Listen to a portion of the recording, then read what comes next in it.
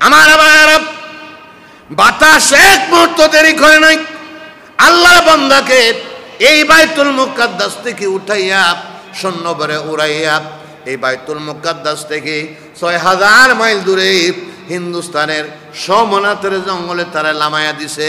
জোরে জোরে কোন সুবহানাল্লাহ। এই হিন্দুস্তানের সোমনাথের জঙ্গলে তারা লামাইয়া বাতাস চলে গেছে। বাতাস কি হচ্ছে? চলে গেছে। নিরিবিলি জায়গা। আল্লাহর বান্দায় মনে মনে কয় বাঁচলাম, যে জায়গায় আইছি আর যাইলে আমার আর কুজ্জা কি কন কুজ্জা আর যাইলে আমার কুজ্জা আর হয়তো না, আইসি জায়গা বুঝে আইসি। আমার আবার এই কথাটা মনে মনে বলল, আমাকে আজরাইলে আর খুঁজে পাবেন, আমি এরকম জায়গায় আইলাম। এই কথাটা মনে মনে বলা শেষ করিয়া লোকটা বসা ছিল, দাঁড়াইবার জন্য প্রস্তুতি নিয়েছে। আমার ভাইয়েরা নিচের দিক থেকে মাথাটা উঠাইয়া যখন উপরের দিকে উঠাইল, উপরের দিকে উঠাইয়া দেখে যে আজরাইলের ভয়ে বাইতুল মুকাদ্দাস থেকে এই ৬০০০ মাইল দূরে হিন্দুস্তানের সোমনাথের জঙ্গলে আইল। এই আজরাইল তার সামনে দাঁড়ায় রইছে। জোরে জোরে কোন সুবহানাল্লাহ। উপরের দিকে মাথা উড়াইয়া দেখে যে ৬০০০ মাইল দূর যে আজরাইলের ভয় আইছে, উপরের দিকে মাথাটা খালি উড়াইয়া দেখে এই আজরাইল তার সামনে কারা। সুবহানাল্লাহ কইতেন না? এটারে কয় শোনো ভাই সকল, সামনে আছে মরণের কল। শোনো ভাই সকল, সামনে আছে মরণের কল।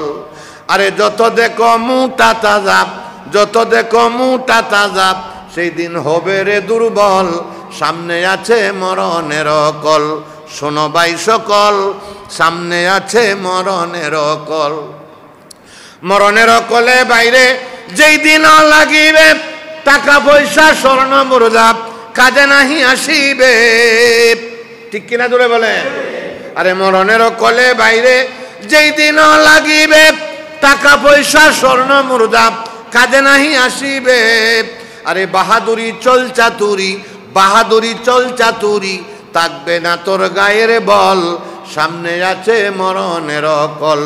শোনো ভাই সকল, সামনে আছে মরণের কল। এই ঢাকার প্রাণকেন্দ্র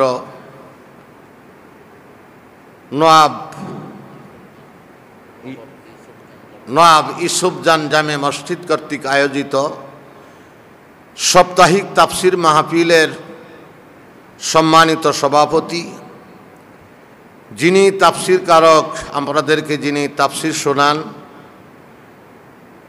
আপনাদের এই মসজিদের সম্মানিত খতিব, আন্তর্জাতিক খ্যাতিসম্পন্ন মুফাসসিরে কোরআন, বিশিষ্ট ইসলামী চিন্তাবিদ হযরতুল আল্লাম হযরত মাওলানা আজহারুল ইসলাম আজমি সাহেব দামাত বারকাতুহুম, সম্মানিত উলামায়ে কেরাম, উপস্থিত আজকের এই মাহফিলে আমার শেরে তাজ মুরব্বিয়ানে এজাম, উপস্থিত আমার প্রাণ প্রিয় যুবক ভাইয়েরা, পর্দার আড়ালে আমার অবুলা সরলা সম্মানিতা মা ও বোনেরা, এই মহান রব্বুল আলামিনের লাখো কোটি শুকরিয়া যে আল্লাহ রাব্বুল আলামিন আপনাদেরকে আমাদেরকে মায়া করে মহব্বত করে এই পবিত্র দিনে পবিত্র সময়ে বিভিন্ন দুনিয়ার ঝামেলা থেকে বিরত করে এই আল্লাহর ঘর মসজিদে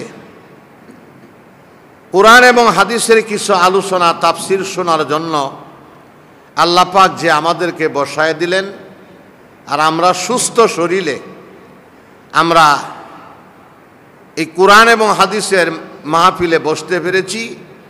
এই জন্য আল্লাহ পাকের কাছে আমরা সকলেই একবার শুকরিয়া তান বলি আলহামদুলিল্লাহ।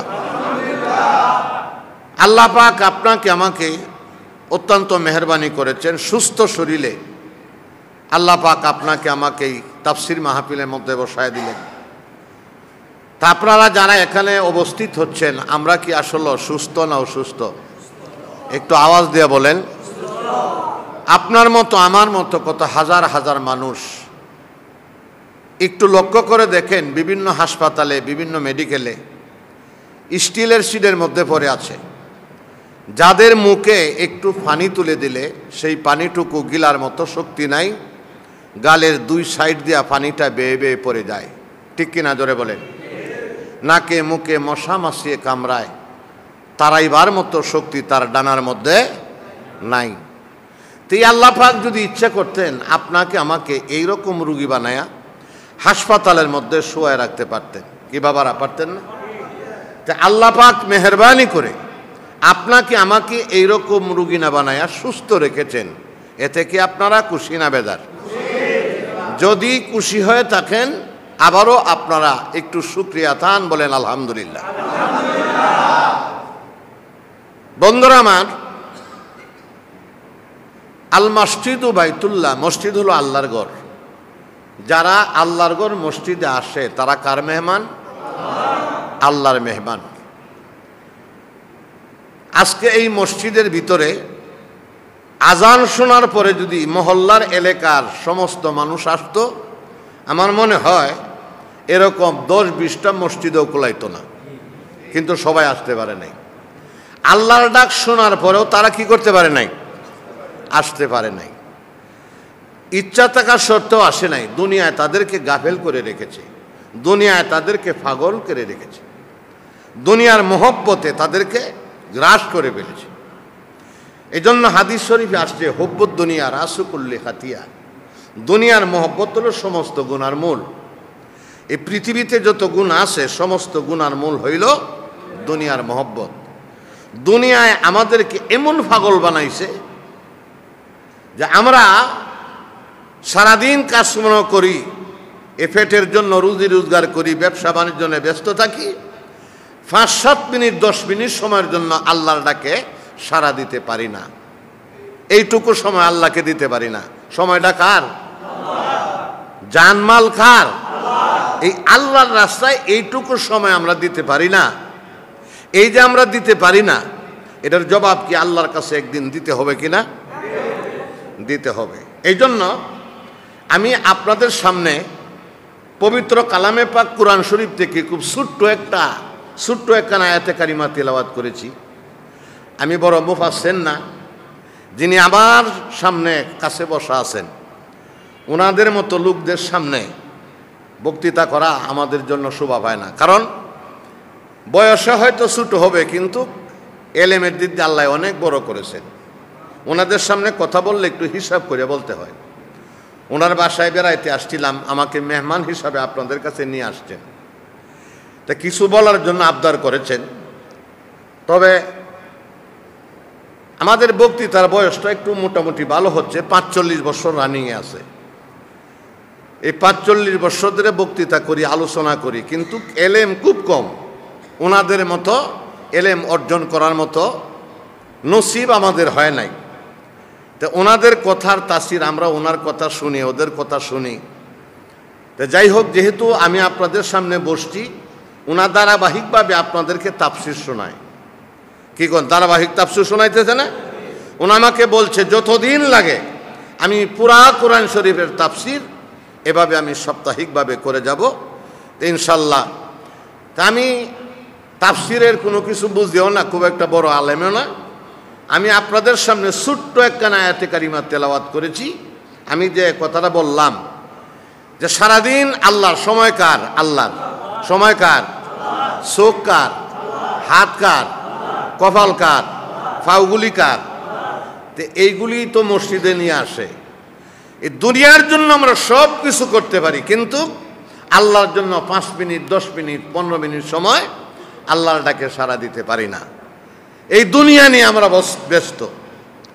তো এটার হিসাব কি আল্লাহর কাছে দিতে হবে কিনা ধরে বলেন? এই আমার ওয়াজের মূল কথা কিন্তু একটাই। এই কথার পরিপ্রেক্ষিতে আমি আপনাদের সামনে আয়াতে কারিমা তেলাওয়াত করেছি। মনে রাখবেন, ইয়া আইয়ুহাল ইনসানু মা গাররাকা বিরাব্বিকাল কারীম। যতক্ষণ আমি কথা বলি, যতটুকু সময় পাই, আমি এই আয়াতের উপরে কথা বলতে চেষ্টা করব, যদি আল্লাহ পাক আমাকে তৌফিক দান করে, বলেন আমিন। তবে একটু অনুরোধ থাকবো, ডাইন দিকে আমার এই দিকে ফিরতে হয়। আপনারা যদি আরেকটু আমার সামনে আসেন, তবে আমার মনে হয় একটু বিরিয়ে বসলে ভালো হবে। তবে আমি দরকারি কিছু কথা বলবো, ভালো হবে ইনশাল্লাহ। আশা করি আল্লাহর রহমতে আপনারা আমার জীবনের কাজে আসবে।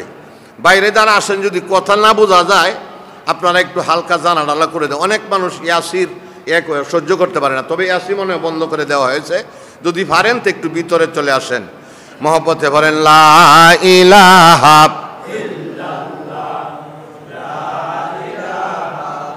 লা ইলাহা ইল্লাল্লাহু মুহাম্মাদুর রাসূলুল্লাহ সাল্লাল্লাহু আলাইহি ওয়াসাল্লাম।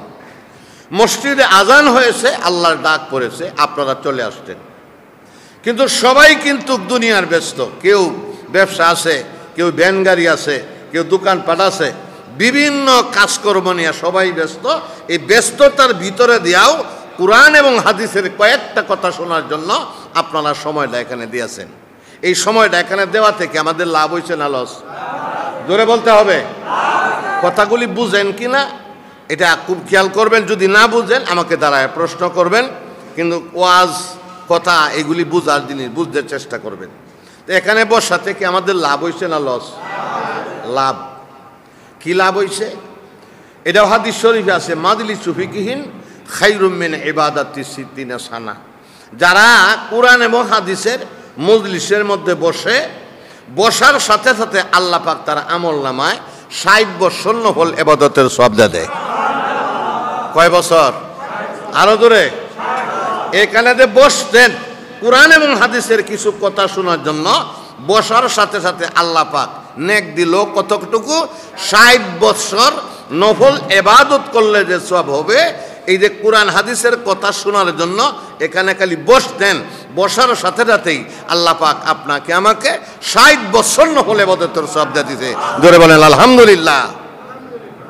যদি এখানে না বসতেন এই ৬০ বছর নফল ইবাদতের সওয়াব কি আমরা পাইতাম? এখানে বসাতে কি লাভ হয়েছে না লস? লাভ। ভালো, আমার কথা বুঝবেন। এখানে বসাতে আমাদের লাভ হয়েছে। এইবার বলেন, দুনিয়াটা কি লাভের জায়গা না লসের জায়গা? দুনিয়াটা কি লাভের জায়গা না লসের জায়গা? লাভ ছাড়া কেউ হাঁটে? লাভ ছাড়া কেউ বয়? লাভ ছাড়া কেউ একটা খরচ করে? লাভ ছাড়া কেউ সিল্লান দেয়? লাভ ছাড়া কেউ পিছে কেউ ঘুরে? লাভ ছাড়া কেউ রিক্সা বায়? লাভ ছাড়া কেউ দোকান ফাট করলে? এই দুনিয়াটাই কিসের জায়গা? লাভের জায়গা। দুনিয়াটা হলো লাভের জায়গাতে। লাভ দুই জাত, একটা হলো দুনিয়ার লাভ আর একটা হইলো, বুঝা লইবেন ওয়াজ, একটা দুনিয়ার লাভ আর একটা হইলো আখিরাতের লাভ। দুনিয়ার মধ্যে যা লাভ করলেন এটা দুনিয়াতেই থাকবে, ঠিক কিনা ধরে বলে? ৫ তলা বাড়ি করছেন, ১০ তলা বাড়ি করছেন, ২০ তলা বাড়ি করছেন, ৫টা বাড়ি করছেন, ১০টা বাড়ি করছেন, যাবে সাথে? যাবে না। কিন্তু এই যে এখানে বসতেন, ৬০ বছর নফল ইবাদতের সওয়াব হইছে, সুবহানাল্লাহ বলতেছেন, আলহামদুলিল্লাহ বলতেছেন, আসমান জমিনের ফাঁক জায়গাটা আল্লাহ নেক দেব দিতেছে, এই সবটাই তো আপনি আমার সাথে যাবে, ঠিক কিনা ধরে বলেন? আহা, এটা তো আমলের নিয়তে বসছেন। এটাই কবির ভাষায় কবি সুন্দর করে বলেন, আমলেরও হিসাব বাইরে হাসরে হইবে, আমলেরও হিসাব বাইরে হাসরে হইবে, নেকি বদি যা করিবে তাহাও পাইবে, নেকি বদি যা করিবে তাহাও পাইবে। আমলের হিসাব হবে হাসরের দিন, সম্পদের হিসাব না। আমলের হিসাব হবে আমরা দুনিয়াতে কে কতটুকু আমল করেছি। বসার সাথে সাথে আল্লাহ পাক ৬০ বছর নফল ইবাদতের নেক আল্লাহ পাক আমাদেরকে দিয়া দিলেন। এক। ২ নাম্বার, এই আশ্চর্যজনক কথাগুলি শুই না সুবহানাল্লাহ বলতেছি, আলহামদুলিল্লাহ বলতেছি, নেক হইল কতখানি? আসমান এবং জমিনের যে ফাঁক জায়গাটা আছে, এই ফাঁক জায়গাটা আল্লাহ পাক নেক দিয়ে ভরে দেয়। আল্লাহর নেমত কায়া, নেমত খায়া যারা শুকরিয়া আদায় করে, আলহামদুলিল্লাহ বলে, সুবহানাল্লাহ বলে, আল্লাহ পাক আসমান জমিনের ফাঁক জায়গাটা তারে নেক দিয়ে ভরে দেয়। কি দিয়ে ভরে দেয়? নেক দিয়ে ভরে দেয়। তো নেকের কি দরকার নাই? আছে না নাই? নেকের দরকার আছে, এটা আপনার বলতে হবে না, আমি তো ভালো বুঝি। নেকের যদি দরকার নাই থাকতো, তবে আপনারা দুনিয়ার মধ্যে এই মসজিদের মুসল্লিরা কেউ গেছে, কেউ রইছে, এরাও আপনার মতো চলে যাইতেন। নেকের প্রয়োজন দরকার আছে বলেই আপনারা একটু সময় এখানে বসছেন। এখানে বসাতে কিসের? দুনিয়ার লাভ হবে না আখিরাতের? আখিরাতের লাভ। তা আখিরাতের লাভ হইলে কি লাভ হয়, এটাই আমি আপনাদের সামনে তুলে ধরবো। আর এই আয়াতটা আমি সামনে রাখবো, আপনারা একটু খেয়াল করে শুনবেন, মহব্বতে একটু প্রাণ খুলে পড়েন, লা ইলাহা ইল্লাল্লাহ, লা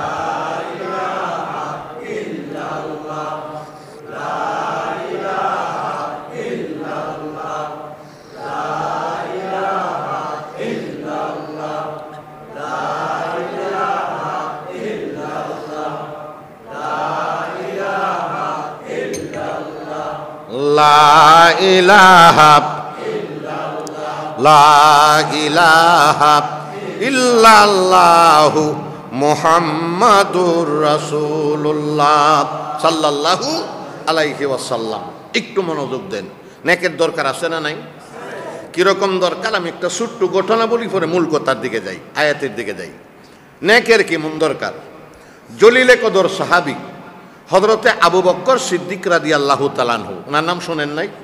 শুনছেন তো?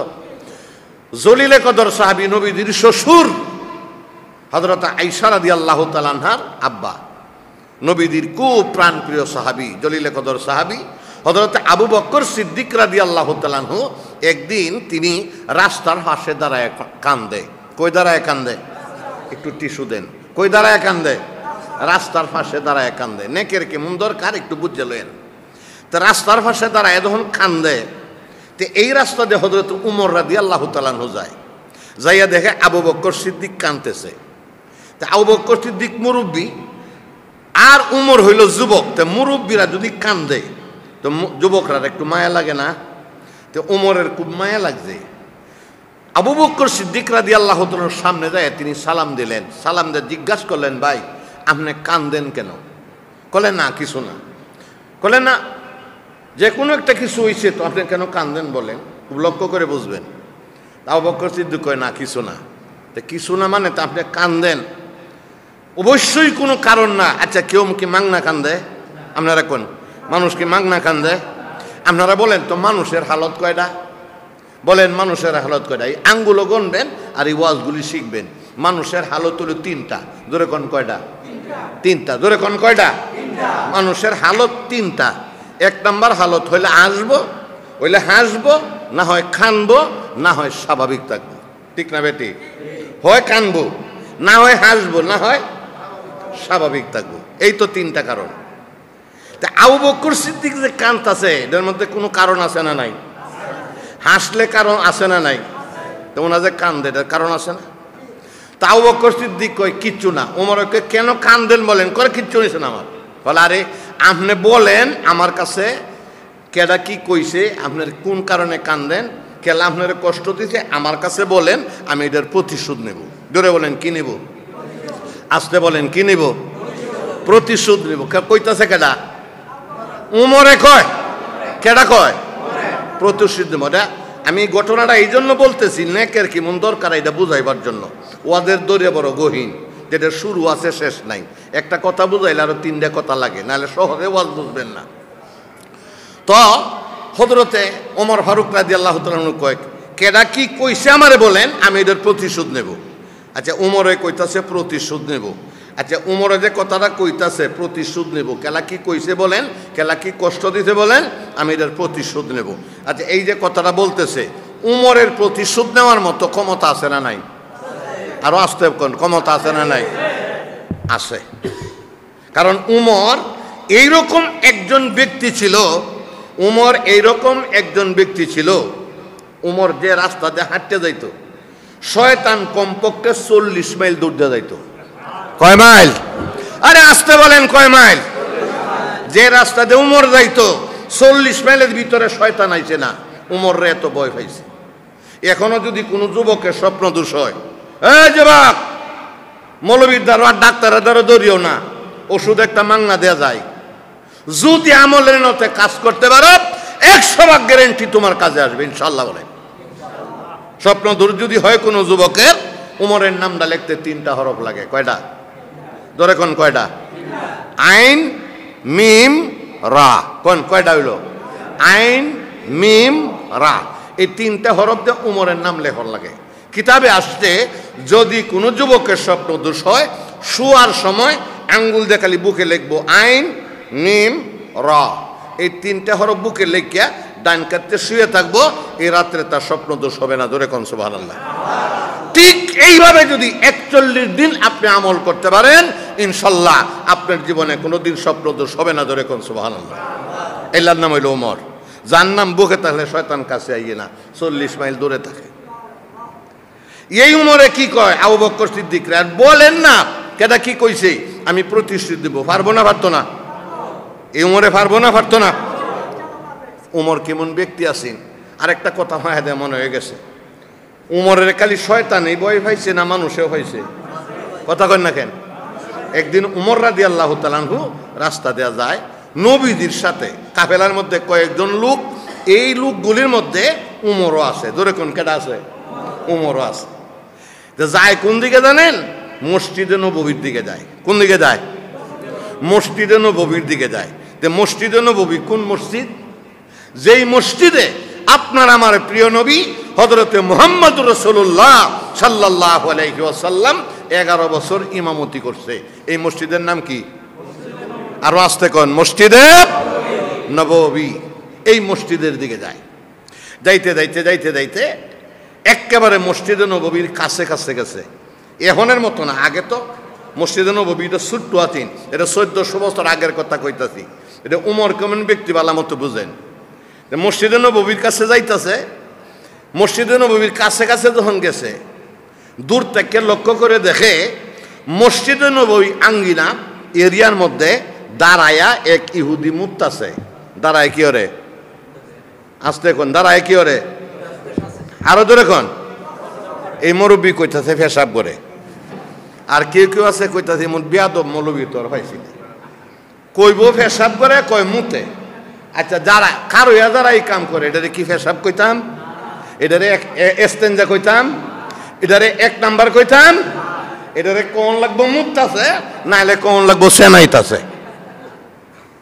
ঠিক না বেঠিক? কইলে কোন লাগবো? মুততাছে, নাইলে কোন লাগবো? সেনাইতাছে। তা কারো যারা কাম করে, এটা কি মানুষে করে না কুত্তায়? মানুষে না কুত্তায়? কুত্তা, হেয়াল, গাদা, বান্দর, গুঁড়া, এরাই কারো গরু এইটা নাই কাম করে। সাইর ভাইয়া জানুয়ারে মানুষের কাম কোনদিন দাঁড়ায়া মুতা নবীর তরিকায় আছে না নাই? নবীর তরিকায় নাই। এত কারো করতেছে কাম, এইটার লাগে মুতা কইছি। ওহন বুলটা ভাঙছে। খারয়া এই কাম করা নবীর তরিকায় নাই।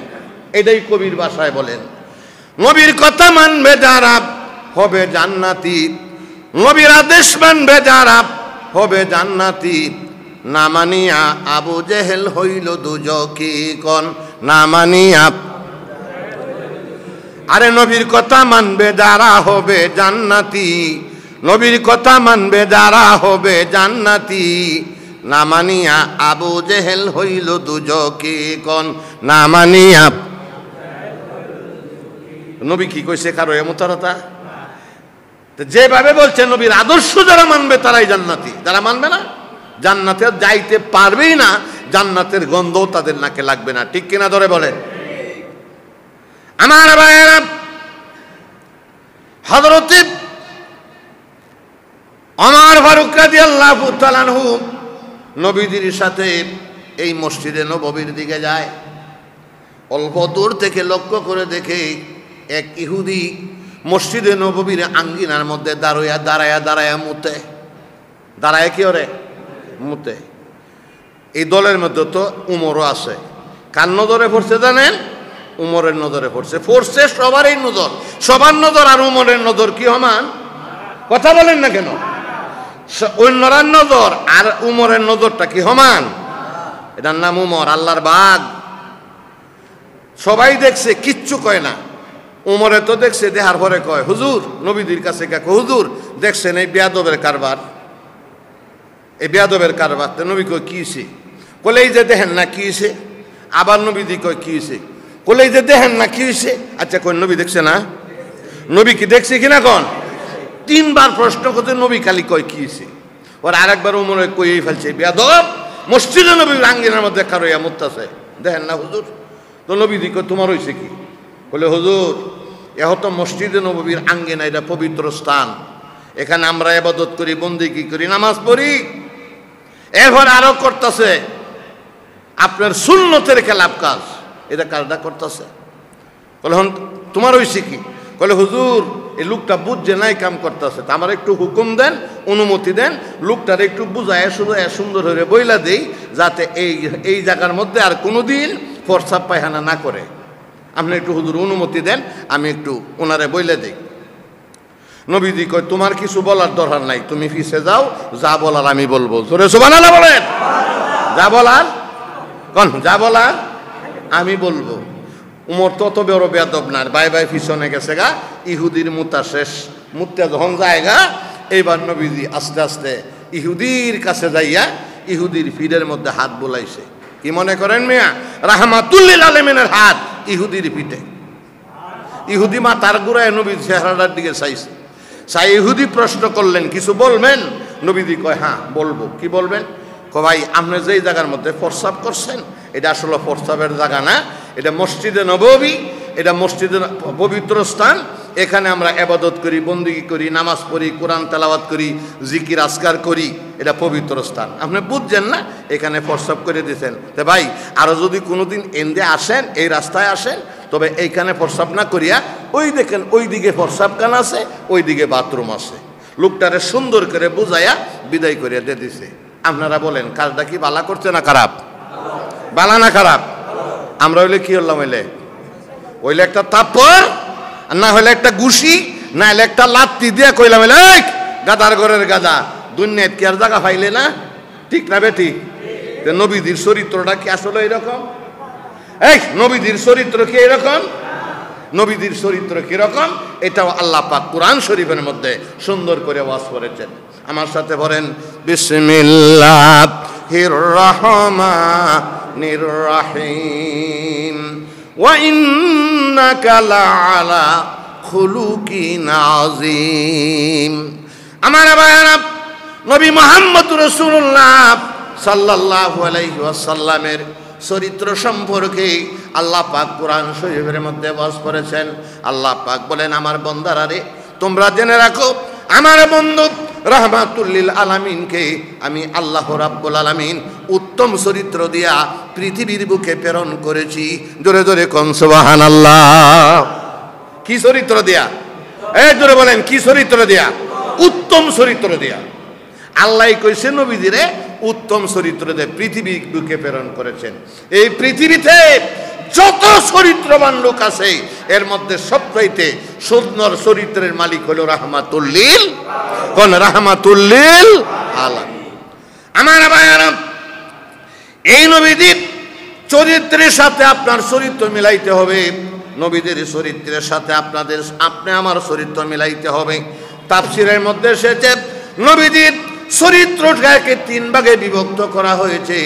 নবীদের চরিত্রটাকে তিন ভাগে বিভক্ত করা হয়েছে, হলোকে আজিম, হলোকে করিম, হলোকে হাসান। আল্লাহর নবী বলেন, এই তিন প্রকার চরিত্রের মধ্যে আমার উম্মতের মধ্যে যদি এক প্রকার হওয়া না যাইবে, কাল হাসরের ময়দানে আমি নবী তারে উম্মত বলে স্বীকার করব না। জোরে জোরে কোন সুবহানাল্লাহ।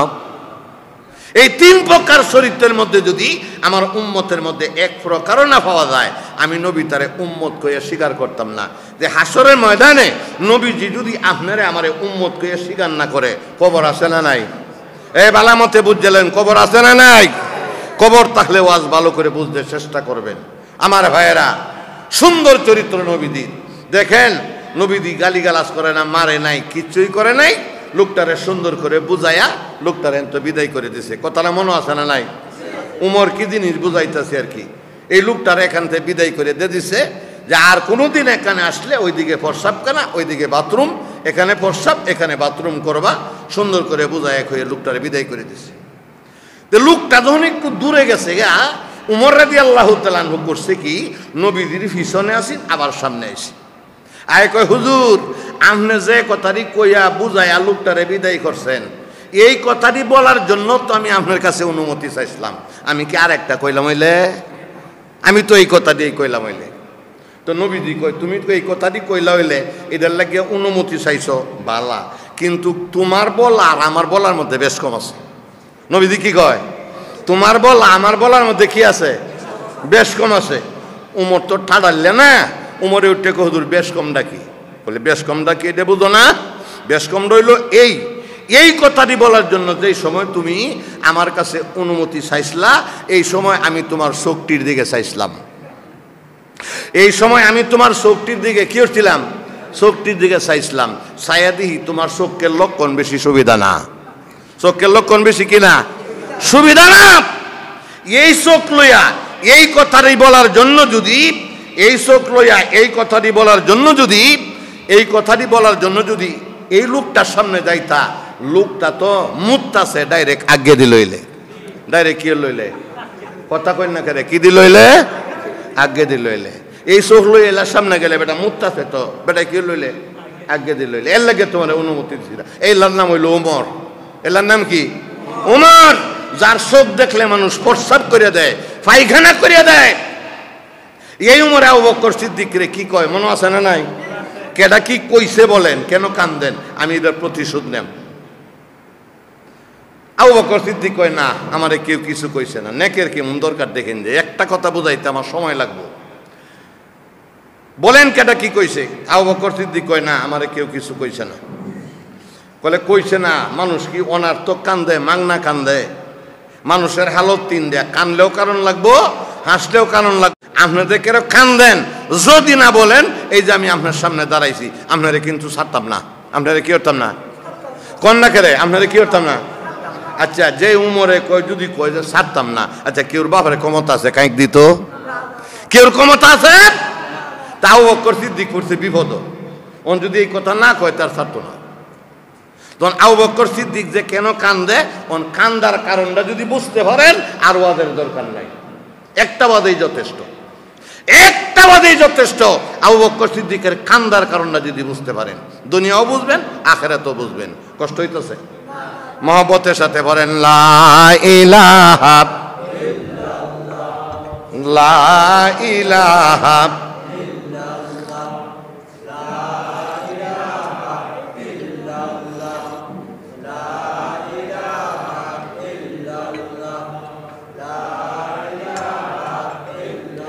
লা ইলাহা ইল্লাল্লাহু মুহাম্মাদুর রাসূলুল্লাহ সাল্লাল্লাহু আলাইহি ওয়াসাল্লাম।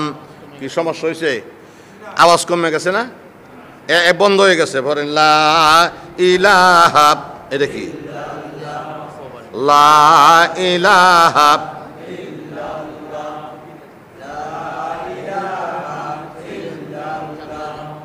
লা ইলাহা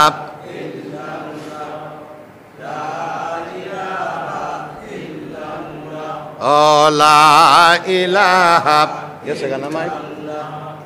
লা ইলাহা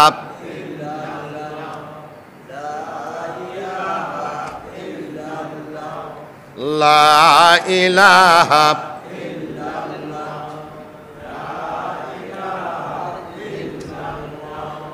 লা ইলাহা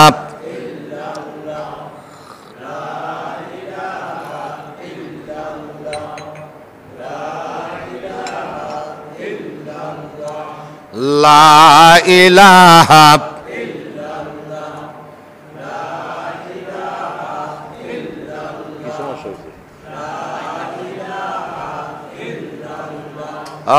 লা ইলাহা ইল্লাল্লাহ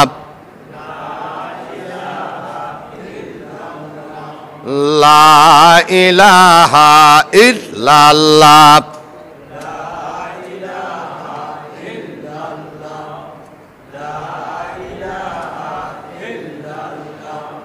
লা ইলাহা ইল্লাল্লাহ।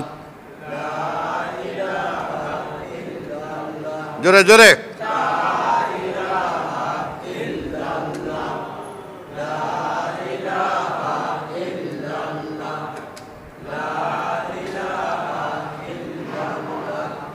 লা ইলাহা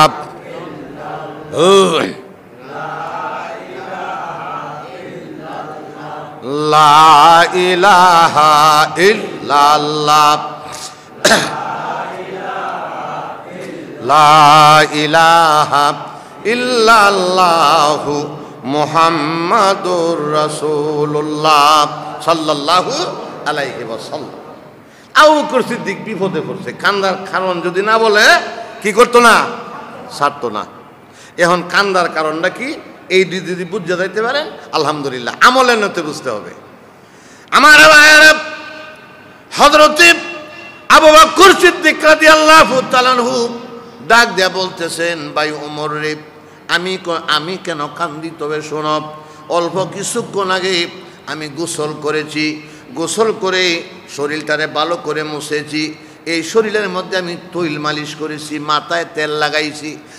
আমার এক কান চিরুনি হাতে লইয়া মাথা পরিপাটি করার জন্য, মাথা আশ্রাইবার জন্য আমি একটা আয়নার সামনে দাঁড়াইছি। দাঁড়ানোর পরে আমার চেহারাটা আয়নার মধ্যে বাসছে। ওমর এই চেহারা আয়নার মধ্যে বাসার পরে আমি আমার চেহারার দিকে তাকাইলাম, তাকাইয়া দেখি আমার তুতার মধ্যে যে দাড়িগুলি আছে ওমর, এই দাড়িগুলির ভিতরে দুইটা দাড়ি আমার সাদা হইয়া গেছে। কয়টা? কয়টা? ধরে কর না, কয়টা? আমি তাকায় দেখি, আয়নার মধ্যে তাকায় দেখি দাড়িগুলির ভিতরে দুইটা দাড়ি আমার সাদা হয়ে গেছে। কয়টা? কয়টা? এই দুইটা দাড়ি সাদা দেখে আমি আর চোখের পানি রাখতে পারলাম না, এই জন্য আমি কান্দি। দুই দাড়ি সাদা দেখে আবু বকর সিদ্দিকের মতো ব্যক্তি কান্দে রাস্তার পাশে দাঁড়াইয়া, আর আপনি আমার দাড়ি সব সাদা হয়েছে। কয়দিন মসজিদে বয়ে কাঁদছি, কয়দিন তাহাজ্জুদের নামাজ পড়ে কাঁদছি, কয়দিন রাস্তার পাশে দাঁড়ায় কাঁদছি, কই চোখের পানি নাই? কার জন্য চোখের পানি রাখছে? তো হযরত ওমর রাদিয়াল্লাহু তাআলা মুস্কি মুস্কি হাসে আর কয়, ভাই আপনার মানুষের যখন বয়স হয়, বয়স হইলে পরে এই দাড়ি এটা কালো থাকে না, এটা সাদাই হয়ে যায়। কথাটা ঠিক না বেঠিক? মানুষের বয়স হইলে দাড়ি কালা থাকে, কি হয়ে যায়? সাদা। এই যে আপনাদের দাড়ি সাদা হয়েছে, একবার কালা আসিন না, সাদা হয়ে গেছে। আচ্ছা, কালা দাড়িতে সাদা বানায় কারিগর কেডা? কারিগর কেডা? চোখের পাওয়ার কমায় কারিগর কেডা? শরীরের শক্তি কমায় কারিগর কেডা? আহা, একদিন দম তো পরিবে, চুল পাকিবে, তোর যৌবনে পড়ে যাবে বাটি। একদিন দম তো পরিবে, চুল পাকিবে, তোর যৌবনে পড়ে যাবে বাটি। ওরে ক্রমে ক্রমে কুলিয়া পড়বে রে তোর এই রঙ্গিলা দালানের মাটি রে বন্ধু। কারা সাহেবা নাইলা ঘর বাড়ি, কারা সাহেবা নাইলা ঘর বাড়ি রে বন্ধু, কারা সাহেবা নাইলা ঘর বাড়ি। কারা সাহেবাড়ি, কারা সাহেবর? এবার যেই বাড়িতে আজকে আপনি বসবাস করেন, যেই বিল্ডিংয়ে আপনি বসবাস করেন, আপনি একটু চিন্তা করে দেখেন, এই বাড়িতে একদিন আপনার পরিদাদা বসবাস করত, বিদায় হয়ে গেছে। তারপরে আপনার বাবা এই দাদা এই বাড়ির মালিক হইল, এই দাদাও চলে গেল, এরপরে আপনার বাবা এই বাড়ির মালিক হইল, বাবাও চলে গেল, এখন এই বাড়ির মালিক হইলেন আপনি। আপনি কেমন করে মনে করেন এই বাড়িতে আপনি চিরদিন থাকবেন? কেমনে ভাবেন যে এই বাড়িতে আপনি চিরদিন থাকবেন? থাকা যাবে? থাকা যাবে? এই বড় বড় বিল্ডিং বাড়িঘর এগুলি থাকা যাবে? আহা, এই বাড়িঘর বিল্ডিংয়ে থাকা যাবে না। এই জন্য কয়, বাড়ি বাড়ি করো রে মন, এই বাড়ি তো তোমার না। বাড়ি বাড়ি করো রে মন, এই বাড়ি তো তোমার না। তোমার বাড়ি গুরুস্থানে, তোমার বাড়ি গুরুস্থানে, কবর তাহার নমুনা। তোমার বাড়ি হইল গুরুস্থানে, কবর হইল নমুনা। ঠিক না বে ঠিক? আসল বাড়ি গুরুস্থান, আসল বাড়ি হলো কবর। কিসের জন্য আপনি কি করেন? আসলে তো কিছুই আপনার সাথে যাবে না। এই দুইটা দাড়ি সাদা দেখে আবু বকর সিদ্দিক কান্দে। উমরে কয়, বয়স যখন হয়, বয়স হলে মানুষের দাড়ি সাদাই তো হয়, দেখে আপনি বুঝেন না? আবু বকর সিদ্দিক কয়, জানি বয়স হলে দাড়ি সাদা হয়ে যায়। তো উমরে আবার তর্ক করতেছে, তা জানেন তবে কান্দেন কেন? আচ্ছা, কানলে কি দাড়ি কোনোদিন কালা হয়? এই বলেন, কানলে দাড়ি কালা হয়? কানলে যদি কালা হইতো তোর মানুষের কালা মেহেন্দির দরকার লাগলো, নইলে কত্তান নীরবে কত্তান কান্দের লইলে। ঠিক না বে ঠিক? ঠিক না বে ঠিক? কাঁদলে কোনোদিন দাড়ি চুল এগুলি কি হয় না? কালো হয় না।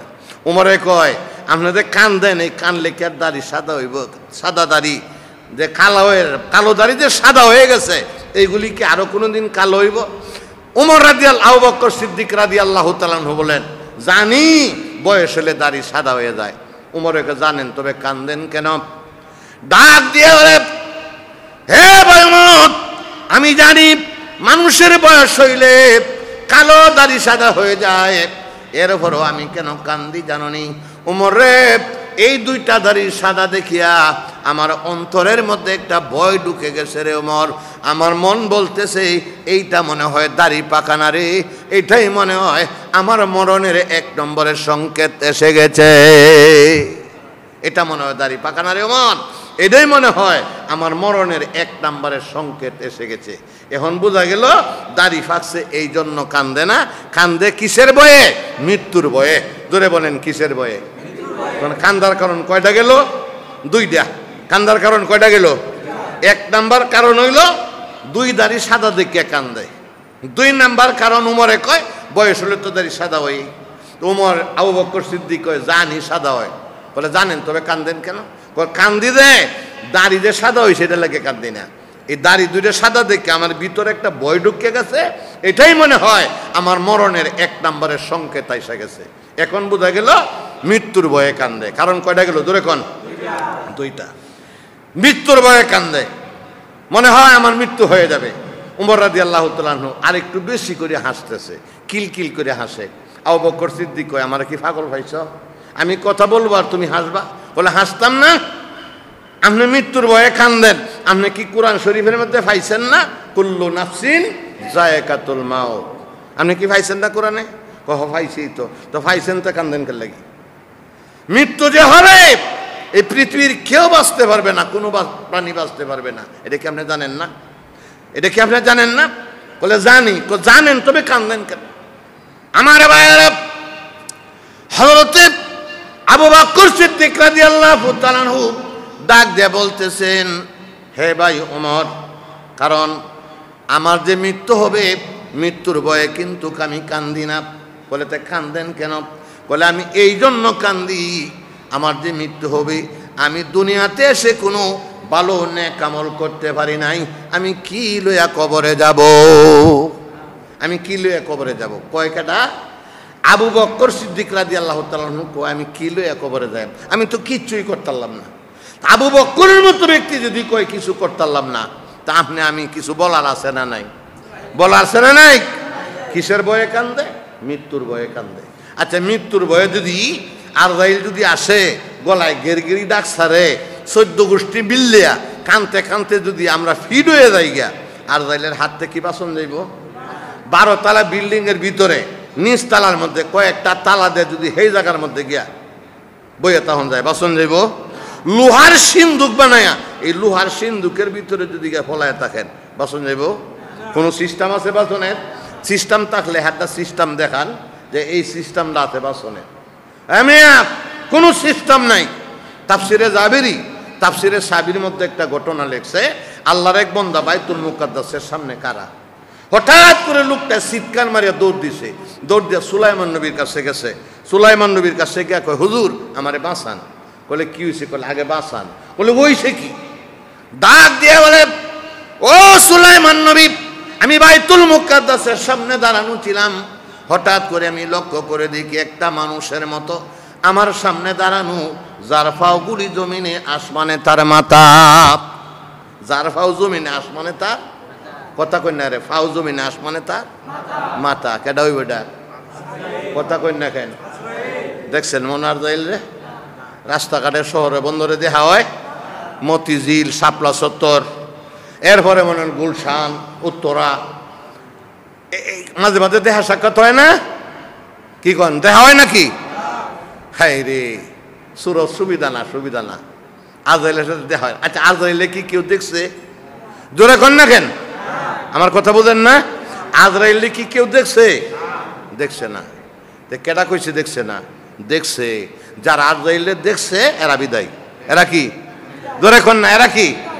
বিদায়। এরা নাই, বিদায় হয়ে গেছে গিয়া। আচ্ছা, আপনি আমার সাথে কি আজরাইলের দেখা হইব? আরো আসতে কোন দেখা হইব? গলা টান্না কন্যা দেখা হবে? আচ্ছা বলেন তো কবে দেখা হবে? হ্যাঁ, গ্যারেন্টি নাই। একটু গ্যারেন্টি আছে। গ্যারেন্টিটা আমি বলি, এই যে আপনারা এখানে কোরআনের কথা শোনার জন্য বসতেন, এই মাহফিল শেষ করিয়া, মোনাজাত শেষ করিয়া বিবি বাচ্চাকে নিয়ে ঘুমাইবেন, এই গ্যারেন্টি কার কার আছে? কথা জোরে কন্যা করে। এই মসজিদ থেকে বাহির হওয়ার মতো এই গ্যারেন্টি কার কার আছে? বৈশা রইছেন দাঁড়ানোর মতো এই গ্যারেন্টি আছে? গ্যারেন্টি নাই। এই দুনিয়া লই এত পাগল কেন? কেন এত পাগল? কিসের জন্য পাগল হইছেন? দাঁড়ায় দোকানদারি করতেছেন, আর যাইলে যদি এত লয়ে যায় এনে তো আপনার কারবার শেষ।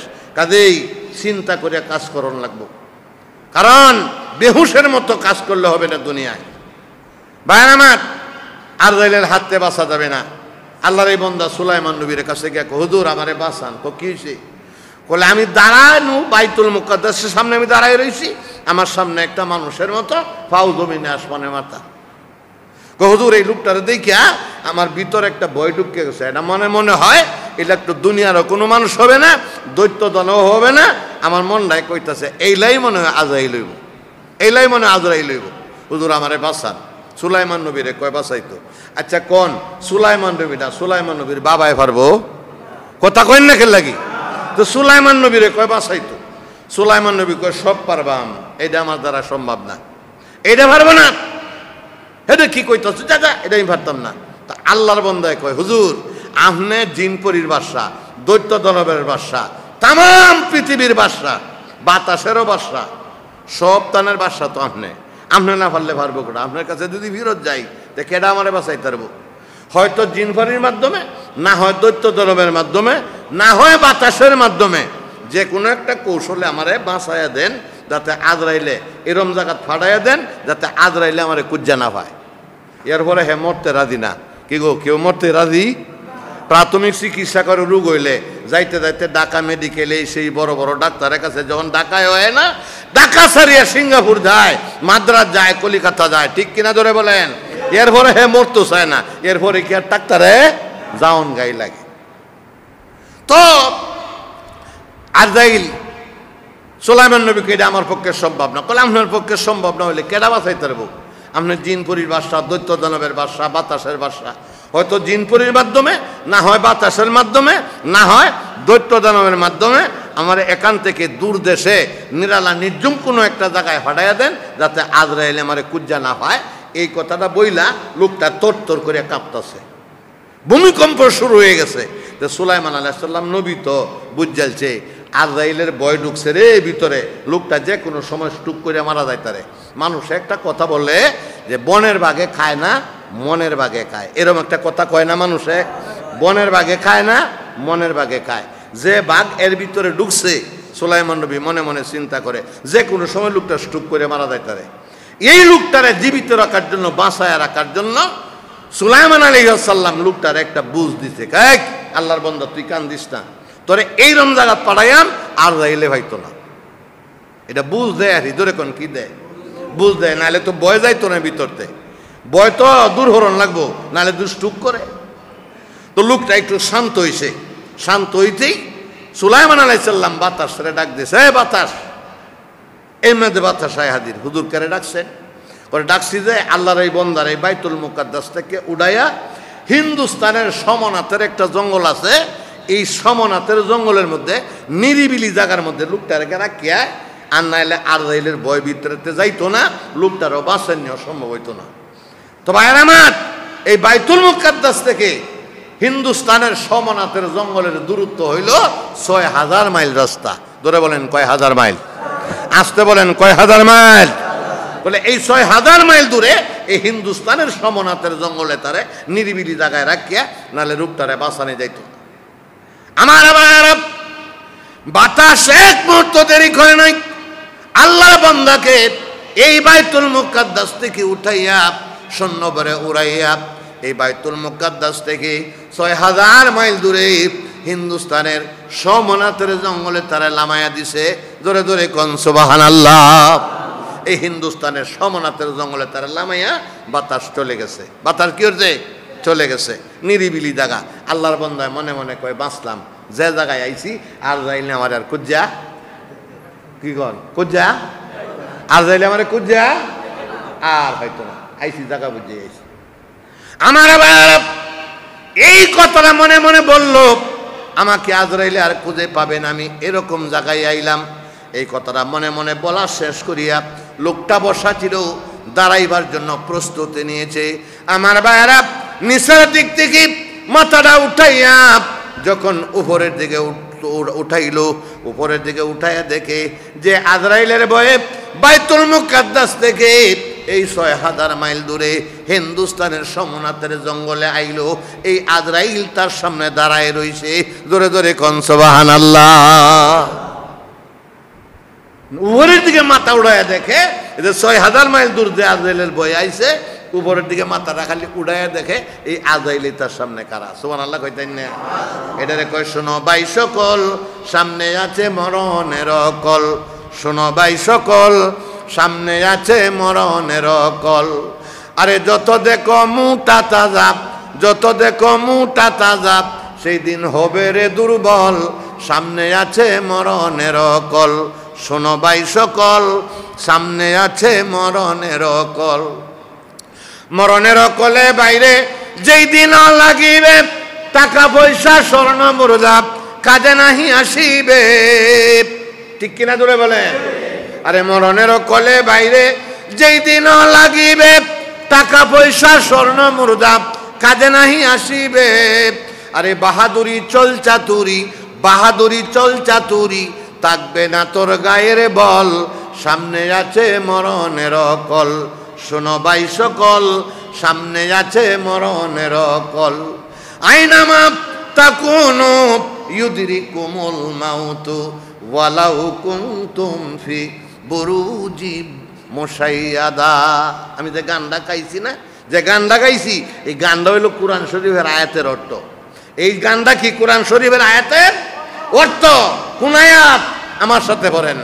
আইনামা তাকুনু ইউদরিকুমুল মাউতু ওয়ালাউ কুনতুম ফি বুরুজিম মুশাইয়াদা। মরণ থেকে যতই পালাও, মরণ তোমায় লইবে গিরি। মরণ থেকে যতই পালাও, মরণ তোমায় লইবে গিরি। যদিও তুমি আকাশ পরে লোকাও সেতায় লাগিয়ে সিঁড়ি। যদিও তুমি আকাশ পরে লোকাও সেতায় লাগিয়ে সিঁড়ি। পালাবে কোথায়?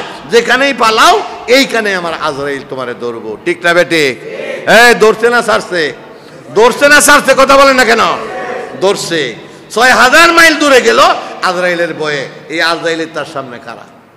আমার ভাইয়েরা, আবার আজরাইলকে দেখে লোকটা থরথর করে কাঁপতেছে আর চোখের পানি ছাড়তেছে।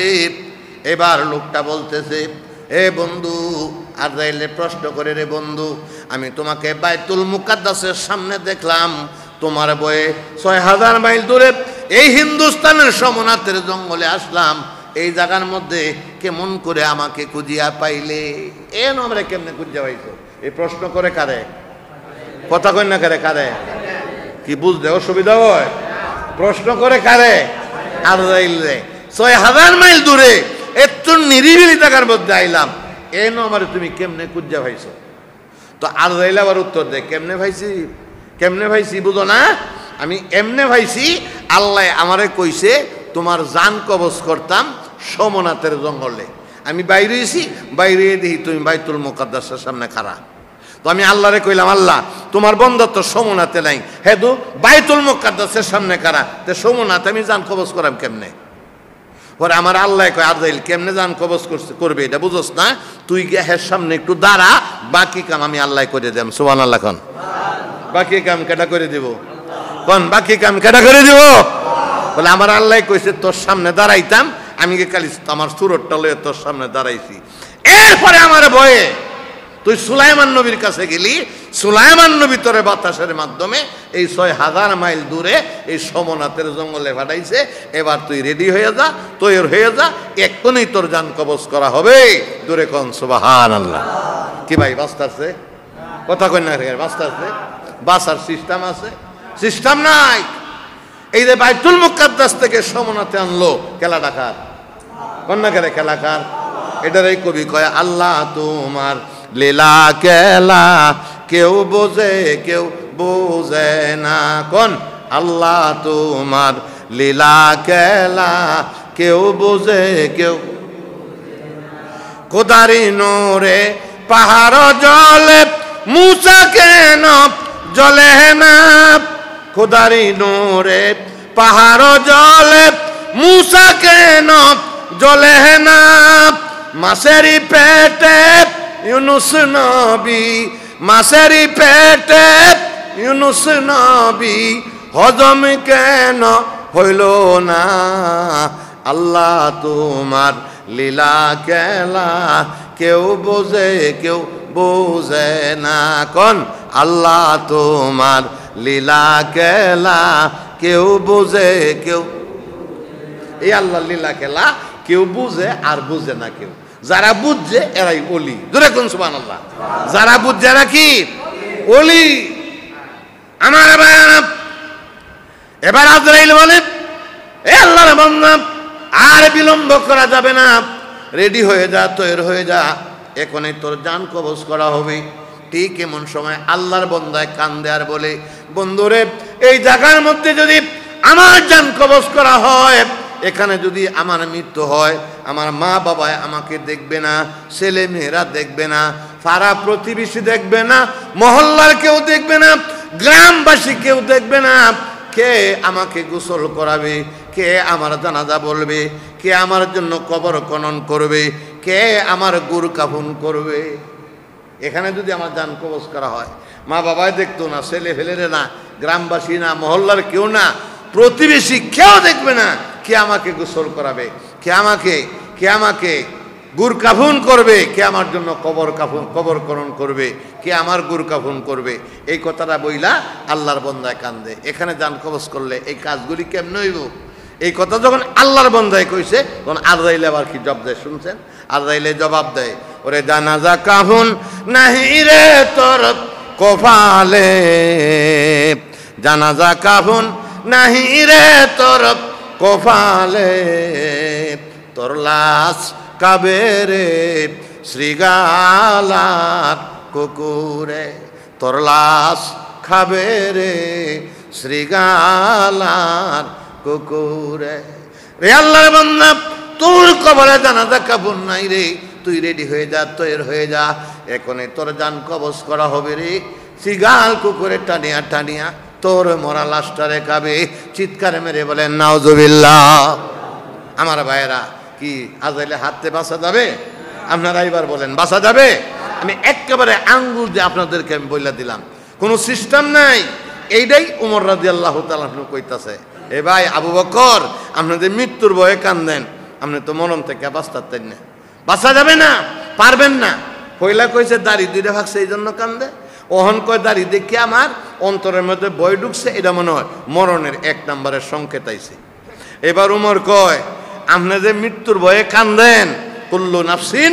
যায়কাতুল মউত মৌতের স্বাদ তামাম পৃথিবীর যত প্রাণী আছে সমস্ত প্রাণীদেরই মৃত্যুর স্বাদ গ্রহণ করতে হবে কেউ বাঁচতে পারবে না আপনাদের কান্দেন আপনারা তো বাঁচতে পারবেন না আবু বকর সিদ্দিক রাদিয়াল্লাহু তাআলা ডাক দেয় কয় ভাই জানি মরণ থেকে বাঁচন যাইতো না তো জানেন তে কান্দেন কেন লাগি দেখুন যে খালি তর্ক বাড়াইতাছে জানেন তবে কান্দেন কেন কান্দার কারণ কয়টা গেল এই দূরে কোন কয়টা দুইটা এই শেষ আরেকটা কারণ কয়াম এখন জানেন তবে কান্দেন কেন তা আবু বকর সিদ্দিক রাদিয়াল্লাহু তাআলা ভাই কান্দি এই জন্য আমার যে মৃত্যু হবে আমি কি লইয়া কবরে যাইম আমি দুনিয়াতে আয়াত আমি ভালো নেক আমলই করতাম না আবু বকরের ব্যক্তি কয় আমি কি লইয়া কবরে যাব আমি তো কিচ্ছুই করতাম না দুনিয়াতে আমার তো নেক নাই এই কথা যখন আবু বকর সিদ্দিক রাদিয়াল্লাহু তাআলা বলছে বলার সাথে সাথেই উমরের যে পাওয়ার আছেন এই পাওয়ারটা একবারে কমিয়া দুর্বল হইয়া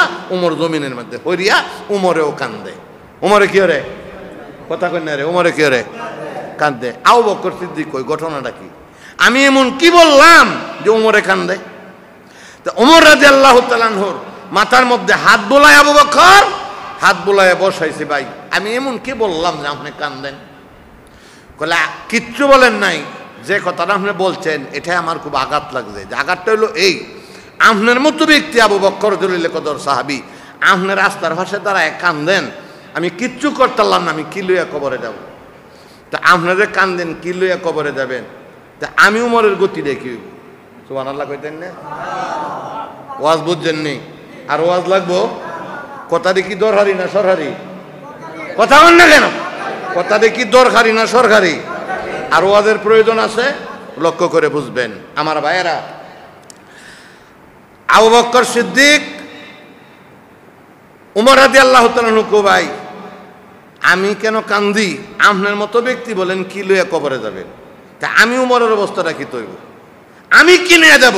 আমি আমার জন্য কান্দি, আপনি তো আপনার জন্য কাঁদতেছেন, আমি আমার জন্য কান্দি। আবু বকর সিদ্দিক রাদিয়াল্লাহু তাআলা কো ভাই উমর তোমার কান্দার কোনো প্রয়োজন নাই, তুমি কেন কান্দো? তোমার কান্দার প্রয়োজন নাই। বলে প্রয়োজন নাই মানে? বলে আল্লাহর নবী কইছে তোমার নেক বলে আসমানের তারার চাইতেও বেশি। সুবহানাল্লাহ কোন আর একটু ধরে আল্লাহর নবী কইছে। উমর রে কয় নবীজি বলে আল্লাহর নবী বলছে তোমার নেক বলে আসমানের তারার চাইতেও বেশি। কেডা? নবীজি কইছে। কেডা? উমরের নেক আকাশের তারার চাইতে বেশি। কথাটা কইছে খেলা নবীজি। তে কথাটা সত্য না মিথ্যা? উমর নবী কইছে তোমার নেক আসমানের তারার চাইতে বেশি, তোমার আর চিন্তার কোনো কারণ আছে? চুপ করো, তুমি কান্দা বন্ধ করো। উমর রাদিয়াল্লাহু তাআলা সুজা হয়ে বয়ে কয় ঠিক নবীজি কইছে আমার নেক আসমানের তারার চাইতে বেশি, আপনি শুনছেন নবী কইছে, কথা একেবারে সলিড, একেবারে সত্য, এর মধ্যে আর কোনো বেজাল নাই। বলে বেজাল না তাহলে তো বালা, তো তুমি কান্দা বন্ধ করো। বলে না, কান্দা বন্ধ করা যাইতো না। আমার নেক যে আসমানের তারার চাইতে বেশি, আর আপনার কান্দতেছেন কি লইয়া যাইবেন কয়বারে? আপনার জলিলে কদর সাহাবি, আপনার নবীর প্রাণ প্রিয় নবীজির কলিজার টুকরা, আমি তো দেখছি আপনি কান্দতেছেন, সহ্য হতাছি, কিন্তু নবী যদি দেখে আবু বকর কান্দে, আমার নবী বড় কষ্ট হইব। নবীজি সহ্য করতে পারবে না আবু বকরের কান্না। বলে হন আমি কি করতাম? আবু বকর কয় বল করার কিছু নাই, আমি উমরের জীবনে যত নেক আমি করছি সব নেক আমি আপনারে দিলাম, সব নেক আমি আপনারে দিলাম, সব নেক দিয়ে দিলাম, দান করলাম, কিন্তু শর্ত একটা। আবু বকর সিদ্দিক রে কয় উমরে কয় শর্ত একটা। বলে শর্তটা কি? বলে আপনার একটা রাইতের নেক আমারে দিবেন। কয়টা? আসতে বলেন কয়টা? আসতে বলেন কয়টা?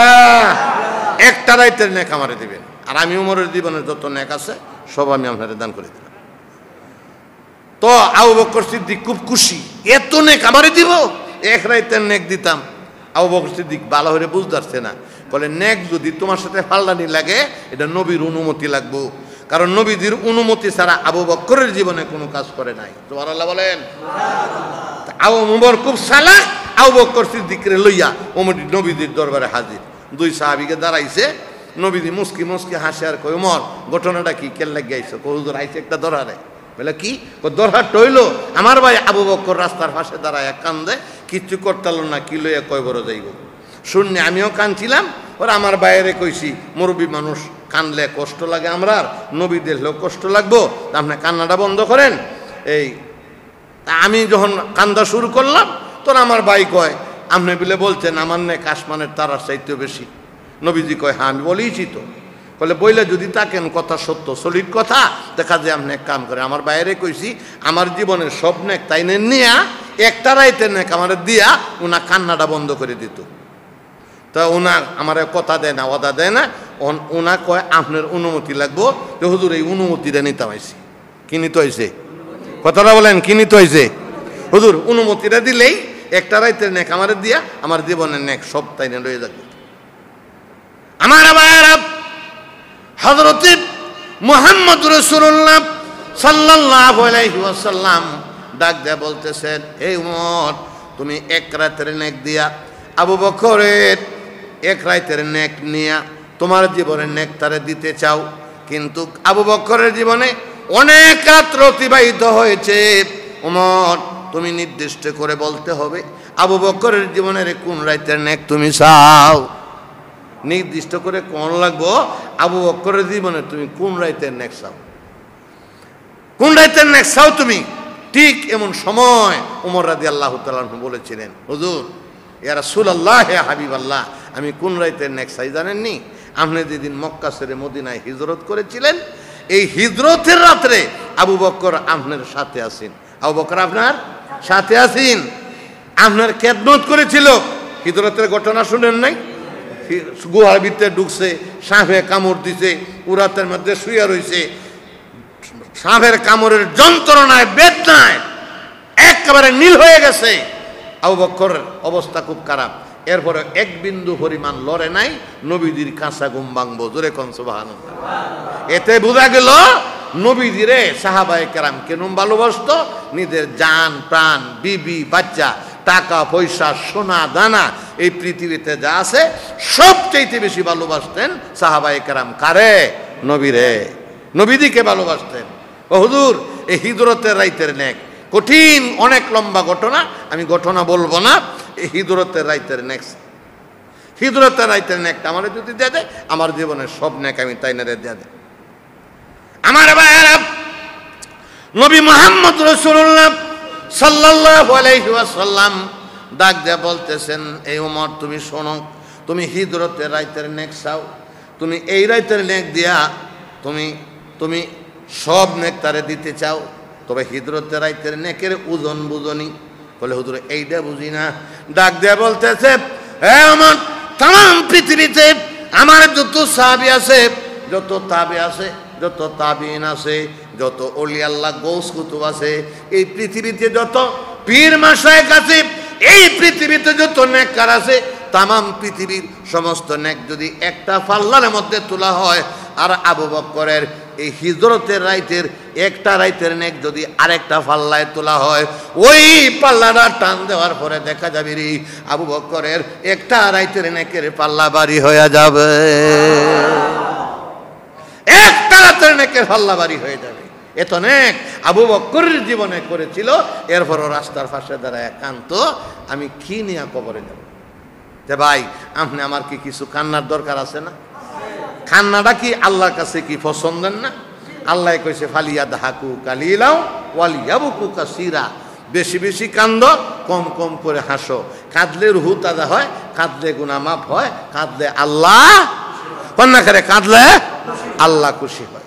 আমার মানুষ গুনাহ করতে করতে যদি ওহদ পাহাড়ের মতো ঢাল দেয়, এরপরে অনুতপ্ত যদি হইয়া যায়, অনুতপ্ত হইয়া আল্লাহর কাছে সিলিন্ডার করিয়া তওবা করিয়া আল্লাহর ভয়ে যখন মানুষ কান্দে, এই কান্নাটা আল্লাহর কাছে বড় প্রিয়। যখন দেখে আল্লাহর বান্দা গুনাহ করার পরে বান্দায় কান্দে, চোখের পানি পড়তেছে, আমার ভাইরা, আমার আল্লাহ বলেন, আমার বান্দা যখন গুনার ভয়ে আমার ভয়ে যখন কান্দে, আমি যখন দেখি আমার বান্দার চোখ থেকে পানি বাইর হচ্ছে, আমি আল্লাহ পাক আমার বান্দার চোখের পানিগুলি দেখে আমি সহ্য না করতে পারিয়া আমার কুদরতি হাতগুলি বাড়াইয়া আমার বান্দার চোখের পানিগুলি আমি মুছে দেই, আর আমি বলি, বান্দারে আর কান্দিস না, যা, আমি তোর জিন্দেগির সব গুনাহ মাফ করে দিলাম, যা রে বান্দা, আমি তোর জীবনের সব গুনাহ মাফ করে দিলাম। তো ভাই, কান্দার দরকার আছে না নাই? কারণ আল্লাহ পাক বলতেন, ফালিয়াদহাকু কালিলাও ওয়ালিয়াবকু কাসীরা, বেশি বেশি কান্দো, কম কম করে হাসো। আল্লাহর ভয়ে কাঁদতে হবে। আল্লাহর ভয়ে যে চোখকে জাগ্রত থাকে, আল্লাহর ভয়ে যে চক্ষু কান্দে, এই চোখ কখনো জাহান্নামের আগুনে জ্বলবে না। আলহামদুলিল্লাহ বলেন। একেবারে আমি আলোচনার শেষের দিকে নিয়ে আসছি, মহব্বতে পড়েন লা ইলাহা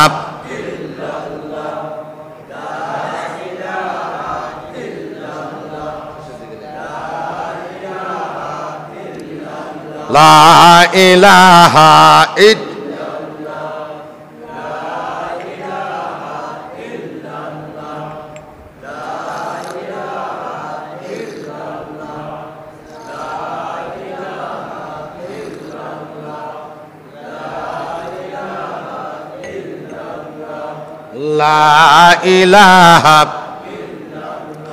লা ইলাহা ইল্লাল্লাহু মুহাম্মাদুর রাসূলুল্লাহ সাল্লাল্লাহু আলাইহি ওয়াসাল্লাম। বন্ধুরা আমার, এখন তো আমি বুঝাইতে পারলাম যে নেকের কেমন দরকার, কথাটা বুঝাইতে পারলাম। নেকের দরকার আছে না নাই? যদি নেকের দরকার থাকে, আল্লাহর কাছে নেক কাম করতে হবে, বেশি বেশি করে আল্লাহকে ডাকতে হবে। কেউ যাইবেন না, দোয়া হবে। আসল কথাটা আমি না বলেই পারি নাই। আমি আয়াতটা মনে আছে না? মনে আছে তো? এই যে আমি আয়াতের ব্যাখ্যাটা দিব, এরপরে ইনশাল্লাহ মুনাজাতের দিকে চলে যাবেন। আমি কি আয়াত পড়ছিলাম মনে আছে তো? ইয়া আইয়ুহাল ইনসানু মা গাররাকা বিরাব্বিকাল কারীম। হাদিস শরীফে আসছে, হাসরের মাঠ যখন কায়েম হবে, শেষ কথা লক্ষ্য রাখবেন, হাসরের মাঠ যখন কায়েম হবে, তামাম পৃথিবীর সমস্ত মানুষ হাসরের ময়দানে একত্রিত হবে। বাইরের লোক যারা আছেন আপনারা শুনেন, হাসরের মাঠ যখন কায়েম হবে, তামাম পৃথিবীর সমস্ত মানুষ হাসরের ময়দানে একত্রিত হবে। সেদিন আল্লাহ রাব্বুল আলামিন হাকিম হইয়া বিচারে বসবে। কি হইয়া বিচারে বসবে? আসতে বলেন, কি হইয়া? হাকিম। শেষ বালা যার, সব বালা তার। শেষ কথাটা লক্ষ্য রাখবেন। কি হইয়া বিচারে বসব? হাকিম, বিচারক হবেন। এই দিন জীবনের শেষ একটা ইন্টারভিউ হবে, পরীক্ষা হবে। এই দিন ইন্টারভিউতে যারা পাস করবে তারা হবে জান্নাতি, যারা ফেল করবে তারা হবে জাহান্নামী। কথা কয়টা? শেষ কথাটা লক্ষ্য করে বুঝেন। কথা কয়টা? পাস করলে জান্নাতি, কোন পাস করলে জান্নাতি, আর ফেল করলে জাহান্নামী। কথা কয়টা? দুইটা। কিন্তু এখন আপনাদের কাছে আমার প্রশ্ন, আপনারা কি জান্নাতে যাইবেন না জাহান্নামে যাইবেন? আরো জোরে। আচ্ছা, কেডা কেডা জান্নাতে যাবেন একটু হাত তুলেন। নারে তাকবীর, নারে তাকবীর। মাশাআল্লাহ, জান্নাতে যাইবেন। আচ্ছা, এখন কেডা কেডা জাহান্নামে যাবেন একটু হাত তুলেন তো দেখি। জাহান্নামে কেডা কেডা যাবেন? কেউ যাইবেন না? আর আসলে এটা যাইবার জায়গাও না, এটা যাইবার জায়গাও না। এটা আগুনের গাড়া, এটা সাপ বিচ্ছুর ঘর। এটা আগুনের গাড়া, এটা সাপ বিচ্ছুর ঘর। এটা যাইবার জায়গা না। কেন যাইবেন? কিন্তু জান্নাতে যাইবেন ভালো কথা, কিন্তু ইন্টারভিউতে পাস করে না ফেল করিয়া। আমার আয়াতের দিকে যাচ্ছি, কিন্তু লক্ষ্য রাখবেন, এই আয়াতের আলোচনা করলে সারা রাতের দরকার। আমি সংক্ষিপ্তভাবে কথাটা শেষ করতেছি, কারণ আপনারা তো অল্প সময় তাফসির মাহফিল শুনেন, আর আমরা এই অল্প সময় কথা গুছাইতে পারি না। এরপরেও আমি চেষ্টা করতেছি গুছানোর জন্য। বন্ধুরা আমার, এখন হাসরের মাঠ কায়েম হবে, ইন্টারভিউ যারা পাস করবে জান্নাতি, ফেল করলে জাহান্নামী। কথা কয়টা? দুইটা। আচ্ছা, এখন আল্লাহ রাব্বুল আলামিন হাসরের মাঠ যেদিন কায়েম হবে, এদিন যে আল্লাহ পাক কাজী হয়ে বিচারের মধ্যে বসবে, এদিন মানুষের মাথার আধাত উপরে থাকবে সূর্য। কোন? মানুষের মাথার আধাত উপরে থাকবে সূর্য। এটাই কিন্তু শেষ কথা, এটা নিয়ে বাড়ি যাবেন। আধাত উপরে সূর্য থাকবে, জমিনটা হবে কের? তামার। আধাত উপরে সূর্য থাকবে, জমিন হবে তামার। এদিন আল্লাহ পাক হাকিম হইয়া বিচারে বসবে। আপনার আমার জীবনের কৃত কর্মের হিসাব নেবে। কেউ রে 40 বছর, কেউ রে 50 বছর, কেউ রে 60 বছর, কেউ রে 70 বছর, কেউ রে 80 বছর, কাউকে 100 বছর হায়াত দিয়া আল্লাহ পাকে দুনিয়ার বুকে প্রেরণ করেছেন। 100 বছর, 50 বছর, 60 বছর সময় আমরা যে কিভাবে ব্যয় করলাম, এটা কি আল্লাহ টেন হিসাব দেওয়ান লাগতো না? লাগতো না? হ্যাঁ, এই হইল আসল কথা। কিভাবে যে সময় ব্যয় করলাম, 50, 60, 70, 80 বছর সময় যে কিভাবে ব্যয় করলাম, এটাই আল্লাহর কাছে হিসাব দেওয়ান লাগবো। কতখানি সময় আমরা এই মনে করেন সিনেমা দেখে ব্যয় করলাম, কতখানি সময় মোবাইল টিপে ব্যয় করলাম, কতখানি সময় যাত্রা দেখে ব্যয় করলাম, কতখানি সময় আমরা এই টিভি দেখে ব্যয় করলাম, কতখানি শাস্ত্র লবইয়া আড্ডা মারিয়া সময় ব্যয় করলাম। প্রত্যেকটা মুহূর্তের হিসাব দিতে হবে। কতখানি সময় মসজিদের মধ্যে বয়ে ব্যয় করলাম, কতখানি নামাজে ব্যয় করলাম, কতখানি কোরআন তেলাওয়াত করে ব্যয় করলাম, কতখানি জিকির আজকার করে ব্যয় করলাম, কতখানি সময় পীর মাশায়েখ উলামায়ে কেরামের কাছে বইসা ব্যয় করলাম, কতখানি সময় তাফসীর মাহফিলের মধ্যে বয়ে ব্যয় করলাম। প্রত্যেকটা মুহূর্তের হিসাব এদিন আল্লাহর কাছে দিতে হবে। ঠিক কিনা ধরে বলেন? এটাই কবির ভাষায় বলেন, কঠিন হাসরের দিন শুন বলি রে ওরে বেদিন, কঠিন হাসরের দিন শুন বলি রে ওরে বেদিন, যাররা যাররা হিসাব নিবে তোর। কোন? যাররা যাররা হিসাব নিবে তোর। আসলে ঠিক না বেঠিক? কি ভাই নিব?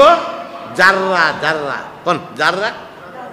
কঠিন হাসরের দিন শুন বলি রে ওরে বেদিন, যাররা যাররা হিসাব নিবে তোর, যাররা যাররা হিসাব নিবে তোর।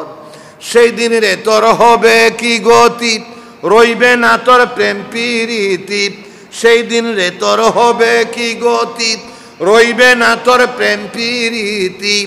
আপন চিন্তায় হইবে কাতর।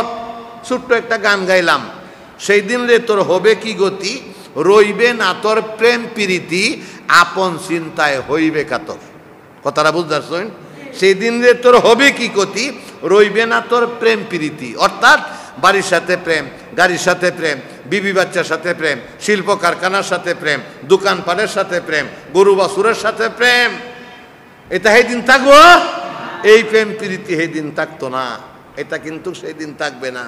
এটারে কয় সেদিন রে তোর হবে কি গতি, রইবে না তোর প্রেম প্রীতি, আপন চিন্তায় হইবে কাতর। মাটি হইবে তামাপ, সূর্য আসবে অনেক নামা, মাটি হইবে তামাপ, সূর্য আসবে অনেক নামা, অর্ধ হাত মাতারি উপর, যাররা যাররা হিসাব নিবে তোর, যাররা যাররা হিসাব নিবে তোর। কঠিন হাসরের দিন শুনবলি রে ওরে বেদিন, যাররা যাররা হিসাব নিবে তোর, যাররা যাররা হিসাব নিবে তোর। ফামাইয়ামাল মিসকালা যাররাতিন খায়রান ইয়ারা, ওয়া মাইয়ামাল মিসকালা যাররাতিন শাররান ইয়ারা। জোরে জোরে কোন সুবহানাল্লাহ। কোরআনে আছে না নাই? যাররা যাররা করে হিসাব নেব। এমিয়া বলে যাররা কারে কয় হুজুর? যাররা অনুমান একটা জিনিসই বুঝায় আপনারা রে। যেমন ধরেন একটা সুই পানির মধ্যে, গ্লাসের মধ্যে সুইটা ডুবাইছেন, ডুবাই সুইটা এবার কারা করে তুলা দিবেন, দেখবেন সুইয়ের মাথার মধ্যে 1 বিন্দু পানি বাজ্য রয়েছে। এটারে 70 ভাগ পড়বেন, 1 ভাগের নাম 1 জাররা। 1 ভাগের নাম কি? 1 জাররা। 60 70 80 90 100 বছরের হিসাব এবার জাররা জাররা করিয়া আল্লাহর কাছে দিয়া ভরে ভাস করণ লাগবো। কতখানি সময় মসজিদে, কতখানি কোরআন শরীফ পড়িয়া, কতখানি জিকির আজকারে, কতখানি কোরআন তেলাওয়াত করিয়া, কতখানি দাওয়াতের তবলিগে দিলেন, কতখানি শাস্ত্রল, কতখানি টিভি দেখিয়া, কতখানি সিডি দেখিয়া, যাত্রা সিনেমা দেখিয়া, এরপরে কিভাবে যে সময় ব্যয় করছেন প্রত্যেকটা হিসাবে আল্লাহর কাছে দেওয়ান লাগবো। না দিয়া কাইক দেওয়ার মতো ক্ষমতা আছে? ধরে কোন আছে? পারবেন না, কিছুতেই পারা যাবে না। এই জন্য কথাটা গভীর মনোযোগ দেন, শেষ কথাটা লক্ষ্য রাখবেন, এইটাই কিছুতেই পারা যাবে না। আমার ভাইয়েরা, এই দিন আল্লাহ পাক ইন্টারভিউ নেবে। এদিন ইন্টারভিউতে পাস করলে জান্নাতি, ফেল করলে জাহান্নামী। এখন অনেকে আছে মনে মনে করতে থাকে, হুজুর একটা ছাত্র মেট্রিক পরীক্ষা দিলে 1 বছর আগে গাইড কিনে প্রাইভেট মাস্টার রাখিয়া এরপরে লেখাপড়া করিয়া এরপরে মেট্রিক পরীক্ষা দেয়। তো এত বড় পরীক্ষা দিয়ে আল্লাহ নেব, গাইডও ভাইলাম না, প্রাইভেট মাস্টারও ভাইলাম না, তা আল্লাহ এত বড় পরীক্ষা নেব, তো আমরা পরীক্ষা দেন কেমনে? কি গো, প্রাইভেট মাস্টার ভাইছেন না? ভাইছেন নি? কইন প্রাইভেট মাস্টার গেলা? প্রাইভেট মাস্টার হলো মুহাম্মদুর রাসূলুল্লাহ সাল্লাল্লাহু আলাইহি ওয়াসাল্লাম। আর এটার গাইড হইল নবীদের হাদিস। গাইড হইল কি? নবীর হাদিস। হাসরের ময়দানে আল্লাহ যে কি কি জিগাইব 1400 বছর আগে নবীদের সব প্রশ্ন আউট করে তৈরি গেছে। এখন যদি মেট্রিক পরীক্ষা দেওয়ার জন্য প্রস্তুতি কোনো স্কুল কলেজে নেয়, আর কোনো শিক্ষক যদি একটা প্রশ্ন খালি আউট করে, এর নামে মামলা হয়। এর নামে কি হয়? মামলা হয়, আর কত জল জরিমানা হয়। কিন্তু হাসরের ময়দানে আল্লাহ পাক যে আপনি আমার কাছ থেকে হিসাব নিব, কি কি জিগাইব 1400 বছর আগে নবীদি সব প্রশ্ন আউট করে গেছে, নবীর নামে মামলা নাই। জোরে কোন সুবহানাল্লাহ। কোন মামলা নাই। নবীদি 1400 বছর আগে সব প্রশ্ন আউট করে তো গেছে।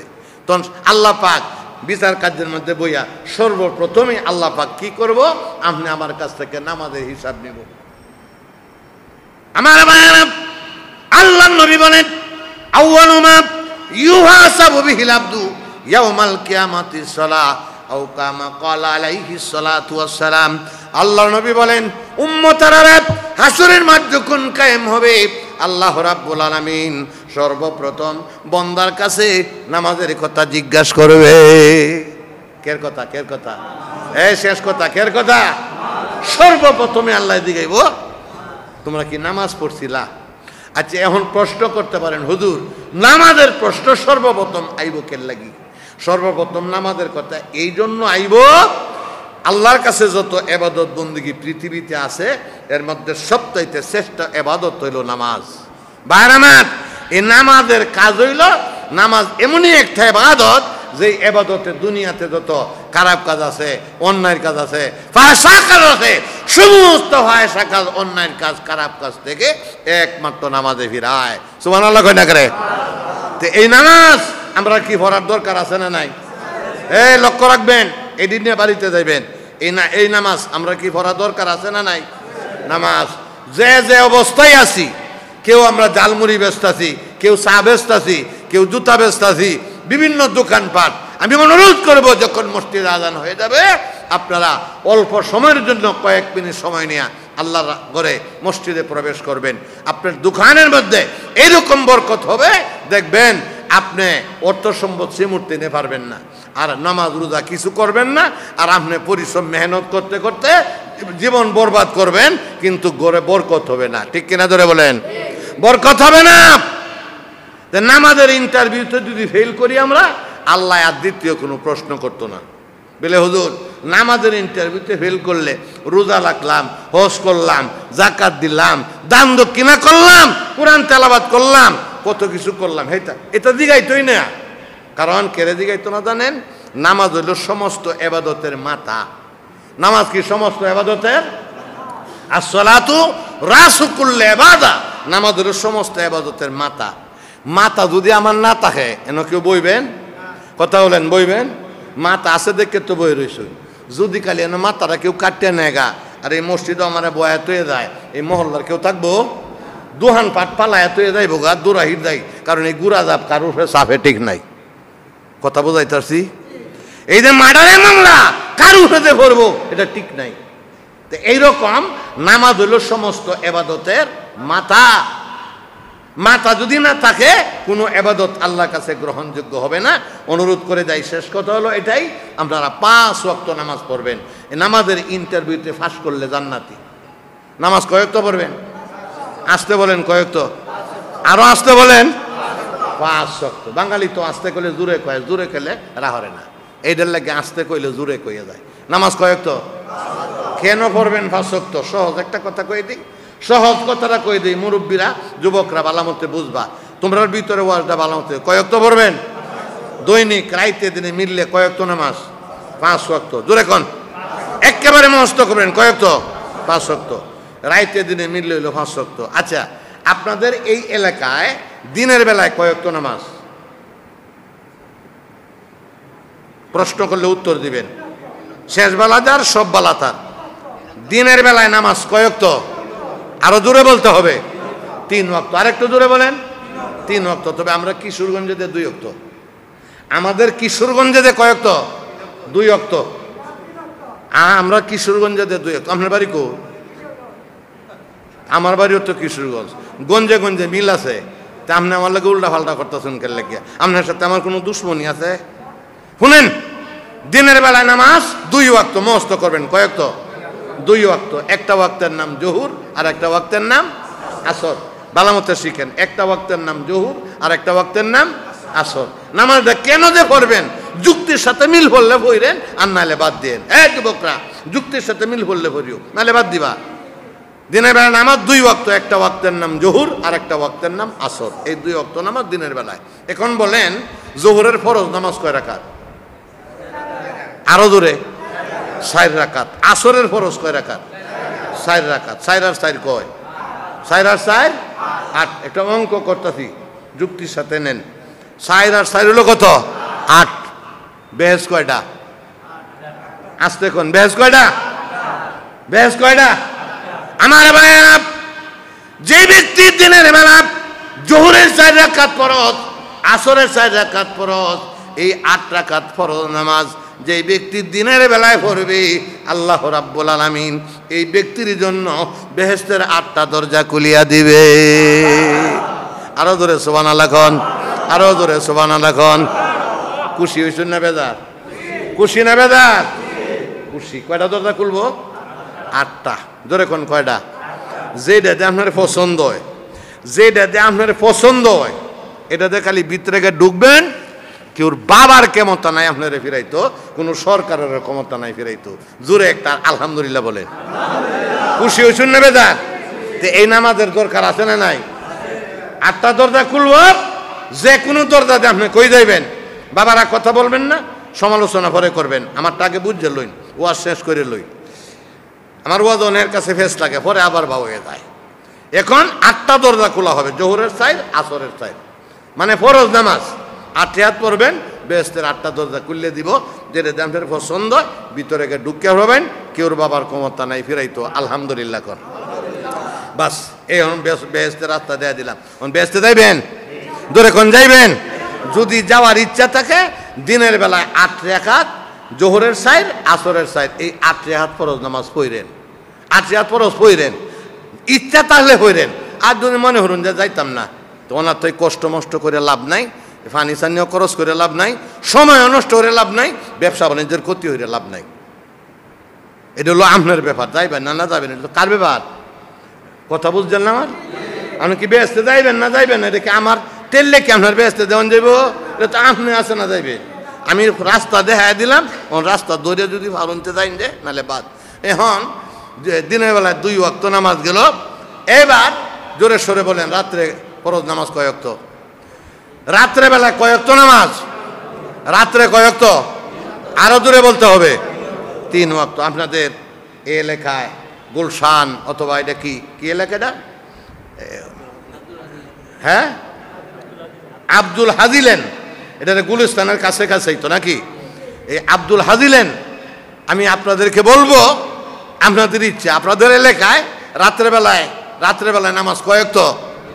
আরো দূরে 3 ওয়াক্ত। তবে আমরা কিশোরগঞ্জে 2 ওয়াক্ত, বালামতে বুঝে নিন।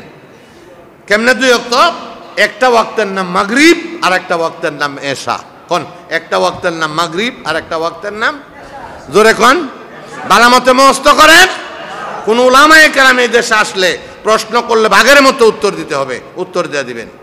কারণ নিম্নসে নিচের ওয়াজ পড়তেছি আমি, অত উসাত না, এটি উত্তর দিতে আর নেতে বাহি দিন যাইব কি দেয়া বেশ লাগবাই তো। তো রাত্রেবেলা নামাজ হলো 2 ওয়াক্ত, একটা ওয়াক্তের নাম মাগরিব আর একটা ওয়াক্তের নাম এশা। কেরেদে নামাজ পড়বেন, এটা লেগে বলতেছি। একটা ওয়াক্তের নাম মাগরিব আর একটা এশা। এবার বলেন, মাগরিবে ফরজ কয় রাকাত? আরো দূরে। এশায় ফরজ কয় রাকাত? 4 রাকাত। 3 আর 4 কয়? 3 আর 4 7। জাহান্নাম কয়টা? আরো দূরে কোন কয়টা? আরো দূরে কোন কয়টা? আমার এবার যুক্তির সাথে যদি মিল হবে নামাজ পড়বেন, না হয় না পড়বেন, কারণ এটা তো আপনাদের যুক্তি। কারণ রাত্রেবেলায় 2 ওয়াক্ত নামাজ, একটা ওয়াক্তের নাম মাগরিব আর একটা ওয়াক্তের নাম এশা। মাগরিবের 3 আর এশার হলো 4। 3 আর 4 কয়? 7। জাহান্নাম কয়টা? আরো দূরে কোন কয়টা? আমার বাপ, যে ব্যক্তি রাত্রেবেলায় মাগরিবের 3 রাকাত ফরজ, এশার 4 রাকাত ফরজ, এই 7 রাকাত ফরজ নামাজ যেই ব্যক্তি রাত্রেবেলায় পড়বে, আল্লাহ রাব্বুল আলামিন ওই ব্যক্তির জন্য জাহান্নামের 7টা দরজা বন্ধ করে দিবে। আরো জোরে সুবহানাল্লাহ কোন। কয়টা দরজা বন্ধ করে দিব? 7টা। জোরে কোন কয়টা? 7টা। জাহান্নামে যাইবেন? এই জাহান্নামে যাইবেন? গেলে 7, না গেলে 7 রাকাত পড়েন, না গেলে কি করেন? এই 7 রাকাত পড়েন। রাত্রেবেলায় 7 রাকাত ফরজ পড়বেন, জাহান্নামের 7টা দরজা বন্ধ থাকবো, কেউর বাবার ক্ষমতা নাই টেললে আপনার ভিতরে দিত। আলহামদুলিল্লাহ কর। এমনকি জাহান্নামে যাইবেন না না যাইবেন এটা আপনার আর মাথার মধ্যে তৈরি গেলাম। নামাজ গেল 4 ওয়াক্ত, রইল আবার কয় ওয়াক্ত? এটা কি দিনও না রাত? এটা দিনও না রাত্রে? কথা কই না করে? হ্যাঁ, এটা কি দিনে না রাত্রে?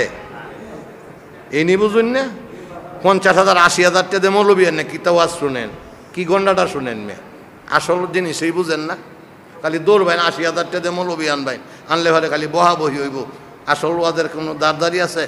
যে কইছেন যে কলির যুগের কারবার ভাই, কাজের বেলায় কিছুই নাই, কাজের মাঝে ফাঁহি দিয়া নামের করে বলাই, জায়গা নাই জমি নাই, সদর আলী তালুকদার, বাড়ি নাই ঘর নাই, নামে বেটা জমিদার, লেখা নাই ভরা নাই হেকিম আলী সরহার, বিদ্যা নাই বুদ্ধি নাই আসর আলী মাস্টার। এই তো নমুনা, এই তো যুগ, আসল কথা তো নাই। ভাই আমার 1 ওয়াক্ত নামাজ রইল, এটা হলো ফজর। এবার বলেন, ফজরের যে নামাজ এটা কি রাত্রে না দিন? হ্যাঁ, একটা কয় না, আমি বুঝি, আমি কয়ে দিই বালামতে বুঝে দেন, রাইতো না দিনও না। কোন রাইতো না দিনও না? এই সময়টার নাম কি? কেরা কইছে ফজর? সময়টার নাম ফজর, ওয়াক্তটার নাম ফজর। আরে মিয়া, ওয়াক্তর নাম ফজর, সময়ের নাম কি? ফজর সময়ের নাম কি? সুবহে সাদেক। সময়ের নাম কি? সুবহে সাদেক। সময়ের নাম কি? সুবহে সাদেক।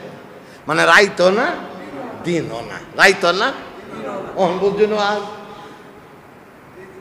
এইটার নাম হলো রাত্রও না দিনও না, সময়টার নাম সুবহে সাদেক। এইবার বলেন, ফজরের ফরজ নামাজ কয় রাকাত? আরো জোরে বলেন। কেন পড়বেন? আমার ভাইরা, কিতাবে আসছে যেই ব্যক্তি হারামের ঘুম হারাম করে এই ফজরের সময় উঠিয়া যেই ব্যক্তি ফজরের 2 রাকাত ফরজ নামাজ পড়বে, প্রথম রাকাতে তার রাইতের গুনাহ মাফ, শেষের রাকাতে দিনের গুনাহ মাফ। প্রথম রাকাতে রাইতের গুনাহ মাফ, শেষের রাকাতে দিনের গুনাহ মাফ। প্রথম রাকাতে রাইতের গুনাহ মাফ, শেষের রাকাতে দিনের গুনাহ মাফ। অন মল্লে যে কই যাই বাইন এই হতো কি আমার দেওয়ান লাগবো না আপনার মাথাত আছে? মাথাত আছে না নাই? প্রথম রাকাতে রাইতের গুনাহ মাফ, শেষের রাকাতে দিনের গুনাহ মাফ। অন মল্লে কই যাই বাইন এই হতো দেওয়ান লাগতো না, এই হতোটা মাথার মধ্যে লইয়া বাইর যাই বাইন। এইটাই আমি বলি, আমার এই কথাগুলি নিয়ে বাড়িতে যাবেন, আকলের ফাল্লা দিয়া মাপে লইবেন। আমার এই কথাগুলি নিয়ে বাড়িতে যাবেন, আকলের ফাল্লা দিয়া মাপে লইবেন। আমার এই কথার উপরে আমল করবেন। বুঝের লগে মিল না ফললে আমার এই কথাগুলি গড় রাখিয়া দিবেন। বুঝের লগে মিল না ফললে আমার কথা কই রাখবেন? ঘরের মধ্যে রাখিয়া দিবেন। আপনার কলজার মধ্যে গুনে ধরবো, আপনার কলজার মধ্যে ফসায় ধরবো। আমার কথা নষ্ট হবে না। নষ্ট হবে? আমার কথা নষ্ট হবে? আমার কথা নষ্ট হবে না। কাজেই ভাইয়ের আমার, এই জন্য আমি আপনাদের পায়ের উপর হাত রেখে বলবো, 5 ওয়াক্ত নামাজ পড়বেন। মসজিদে যখন আজান হয় আপনি পাগলের মতো দৌড়াইয়া মসজিদে আসবেন, ওযু করিয়া জামাতের সঙ্গে নামাজ পড়বেন। খুশি হবে কে? খুশি হবে কে? আল্লাহ যদি খুশি হয়ে যায়, তাম পৃথিবী তো আমার প্রতি খুশি। ঠিক না ঠিক? আর আল্লাহ যদি আপনি আমার প্রতি বেজার হয়ে যায়, যতই কাটাকাটি করুন লেংড়ি ভয়াইতো না। ঠিক না ঠিক? এই জন্য আল্লাহকে রাজি খুশি বাধ্য করতে যাইয়া আমরা সদায় সর্বদায় আল্লাহর ডাকে সাড়া দেব, দিনের পথে চলব। এই জন্য মূল কথাটা আমি বলে দিচ্ছি যে এই জন্য আল্লাহ পাক বলছেন, ইয়া আইয়ুহাল ইনসানু মা গাররাকা বিরাব্বিকাল কারীম। আল্লাহ পাক হাসরের দিন বলবে, যখন একদল মানুষ নামাজের প্রশ্ন করবে, ইন্টারভিউতে পাস করিয়া একদল জান্নাতে আরেক দল হলো জাহান্নামে। আল্লাহ কই যাও তোমরা তো জান্নাতে চলে যাও। নামাজের ইন্টারভিউতে পাস করছে, ভালো কথা, এরা জান্নাতে চলে যাবে। তো যারা জাহান্নামের দিকে যাবে, দাও দাও করে জাহান্নামের আগুন জ্বলবে, তখন এরারে হুকুম দেওয়া, যাও তোমরা জাহান্নামে যাও। আচ্ছা কোন কেউ কি যাইতো চাইবো? কেউ কি যাইতো চাইবো?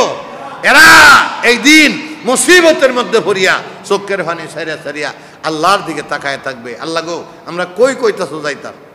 ঠিক এমন সময় আল্লাহ পাক বলবে, এন কি যাইবার ইচ্ছা হয় না? আমি কি দুনিয়াতে উলামায়ে কেরাম তোমরা কি কম বলছিন, কম কইছিন, কম বুঝাইছিন, এরপরও বুঝলাম না। এখন আমি আর কি করাম? আমার তো করার কিছু নাই। এই দিন আল্লাহ পাক এই জাহান্নামীদের দিকে তাকায়া আল্লাহ পাক এই আয়াতটা বলবেন, ইয়া আইয়ুহাল ইনসানু মা গাররাকা বিরাব্বিকাল কারীম। হে পৃথিবীর মানুষ, হে দুনিয়ার মানুষ, আমি আল্লাহর মহব্বত থেকে দুনিয়াতে তোমাদেরকে খেয়ে দূরে রেখেছিল। আল্লাহ কি কইব? আমি আল্লাহর মহব্বত থেকে দূরে রাখছিন কেডা? আমি আল্লাহর মহব্বত তোমরা দূরে রাখছিন কে? মসজিদ থেকে দূরে কে রাখছিন? নামাজ থেকে কেলা দূরে রাখছিন? কোরআন থেকে কেলা দূরে রাখছিন? আলেম ওলামার কাছ থেকে কেলা দূরে রাখছিন? আমি আল্লাহর মহব্বত থেকে তোমরা দূরে রাখছিন কে? এই প্রশ্ন করব কারে জানেন? বেনওয়াজিরা রে। দূরে কোন কারে? ইয়া আইয়ুহাল ইনসান মা গাররাকা বিরাব্বিকাল কারীম। কে আমার মহব্বতকে তোমাদেরকে দুনিয়াতে সরায় রাখছেন? তাফসীরের মধ্যে আইছে, এই প্রশ্ন যখন বেনওয়াজিরা করব, এই প্রশ্ন করার সাথে সাথে বেনওয়াজিরের মধ্যে ভাগ হইব 3টা। দূরে কোন কয়টা? আসতে বলেন কয়টা? তাফসীরে আসছে বেনওয়াজিরের মধ্যে ভাগ হয়ে পড়ব 3টা। যখন আল্লাহ কইব কে আমার মহব্বত থেকে দূরে রাখছেন, কয়টা ভাগ হইব? 3টা। এটা আমি বলে দেই। 1 নাম্বার ভাগ হইল ধনীরা আলাদা হয়ে যাবে। দূরে কোন কারা? দূরে কোন কারা? বড় বড় ধনীরা, শিল্পপতিরা, চেয়ারম্যান, মেম্বার, এমপি, মন্ত্রী, প্রধানমন্ত্রী, শিল্পপতি, কোটি কোটি টাকার মালিক, বড় বড় ব্যবসা ইত্যাদিদের মালিক, এরম বড় বড় ধনীরা আগলা হয়ে যাইব। এরা আলাদা হইয়া গিয়া কইব, আল্লাহ আমি দুনিয়াতে বড় ধনী আসলাম, এমপি আসলাম, মন্ত্রী আসলাম, এইটা আসলাম, হেতাম আসলাম, চেয়ারম্যান আসলাম, মেম্বার আসলাম, মেয়র আসলাম, শিল্পপতি আসলাম, এই দুনিয়ার জায়জামেলা জনগণের জায়জামেলা করিয়া আল্লাহ মসজিদ যাইতাম না, নামাজ পড়তাম না, কোরআন শরীফ পড়তাম না, আল্লাহ তবলিগ যাইতাম না, আল্লাহ তুমি আমার মাফ করে দাও। এদিন কইব আল্লাহ মাফ করে দিত। আল্লাহ কইব তোরে কতখানি ধনী বানাইছিলাম। আল্লাহ ডাক দেয় কইব, জিবরাইল আমার বন্ধু সুলাইমান নবীর এনে দাও, আর জিগাও সুলাইমান নবীর থেকে বড় ধনী নেতারে বানাইছিলাম। সুবহানাল্লাহ কোন কারে এনে দিব? কারে? এই দূরে কোন রে? কারে? সুলাইমান নবীর এনে দিব। যে সুলাইমান নবী কত বড় ধনী আছেন। মৌলানা আজহারুল ইসলাম আজমি সাহেব, আপনাদের সম্মানিত খতিব সাহেব, কারণ সারা বিশ্বে দিলি তাফসির করেন, আপনাদেরকে বুঝাইব সুন্দর করিয়া। তাফসিরের ভিতরে দেখবেন সুলাইমান নবীর ঘটনা আইব, আপনারা বুঝাইবেন। কয়েক রাইতের দরহার, কয়েক দিনের দরহার সুলাইমান নবীর ঘটনা তুললে আল্লাহ পাক সারা পৃথিবীর মালিক বানাইছে। কারে? সুলাইমান নবীরে। এখন গাড়ি জাহাজ চলে কলেরই বিধান, এখন গাড়ি জাহাজ চলে কলেরই বিধান, বিনা কলে হাওয়ায় চলতেন নবী সুলাইমান, মোরা সেই মুসলমান, মোরা সেই মুসলমান। এই সুলাইমান নবীর আন্না দেব। জিবরাইল সুলাইমান নবীর আন্না দেও আর দিগাও সুলাইমান নবীর বড় ধনী নিমান ইসলাম। সুবহানাল্লাহ কইতেন না? এত বড় ধনী ছিলেন, সারা পৃথিবীর বাদশা ছিলেন সুলাইমান নবী। ওনার জীবনের ইতিহাস তালাশ করেন, আল্লাহর একটা হুকুম রদ করে নাই। করছে? ধরে কোন করছে? তে ভাই ধনী কইয়া বাঁচতে পারতেন না। শেষ কথা বললাম, ধনী কইয়া কি করতে পারবেন না? বাঁচতে পারবেন না। এলো এক নাম্বার দল। দুই নম্বরে হইল গরিবের দল। দুই নম্বরে কোন দল? গরিবের দল। গিয়া কইব আল্লাহ আমি কেমনে নামাজ পড়াম, কেমনে মসজিদে যাইম, কেমনে তবলিগো যাইম। আল্লাহ আমি বড় দুনিয়াতে গরিব আসলাম, সারাদিন রিক্সা বাইতাম, টেলা গাড়ি বাইতাম, কুলিগিরি হতাম, শ্রমিকের কাজ করতাম, মানুষের দুয়ার ধরে ফেটটা লইয়া ফেটের দায় কাজকর্ম করতে যাইয়া আল্লাহ মসজিদে যেতে পারলাম না, সরতালাম না, তবলিগো যাইতে পারলাম না, এরপরে এই সময় দিতে পারলাম না। আল্লাহ তোমার রাস্তায় মাফ করে দাও। আল্লাহ কইব তুমি কেরম গরিব আসলে? আল্লাহ কইব ওই জিবরাইল তাড়াতাড়ি দা আমার বন্ধু রাহমাতুল্লিল আলামিনের তার সামনে আনে দে, ফাতেমারে আনে দে, হাসান হুসাইন আনে দে, আর জিজ্ঞাসা করে দে খেরার চাইতেও বড় গরিব নেতারারে বানাইছিলাম। সুবহানাল্লাহ কোন। তো নবীজি জিন্দগিটা কিরম গরিব ছিল, ফাতেমার জিন্দগি কিরম গরিব ছিল, হাসান হুসাইনের জিন্দগি কিরম গরিব ছিল, আপনারা ওনা তো তাফসির করবো, আপনারা শুনবেন। তো এরারে এত গরিব আছেন, এরপরেও কি মনে করেন আল্লাহর একটা হুকুম রদ করছে? করে নাই। তে ভাই সব গরিব কই অবাসন যেত না, ধনী কই অবাসন যেত না।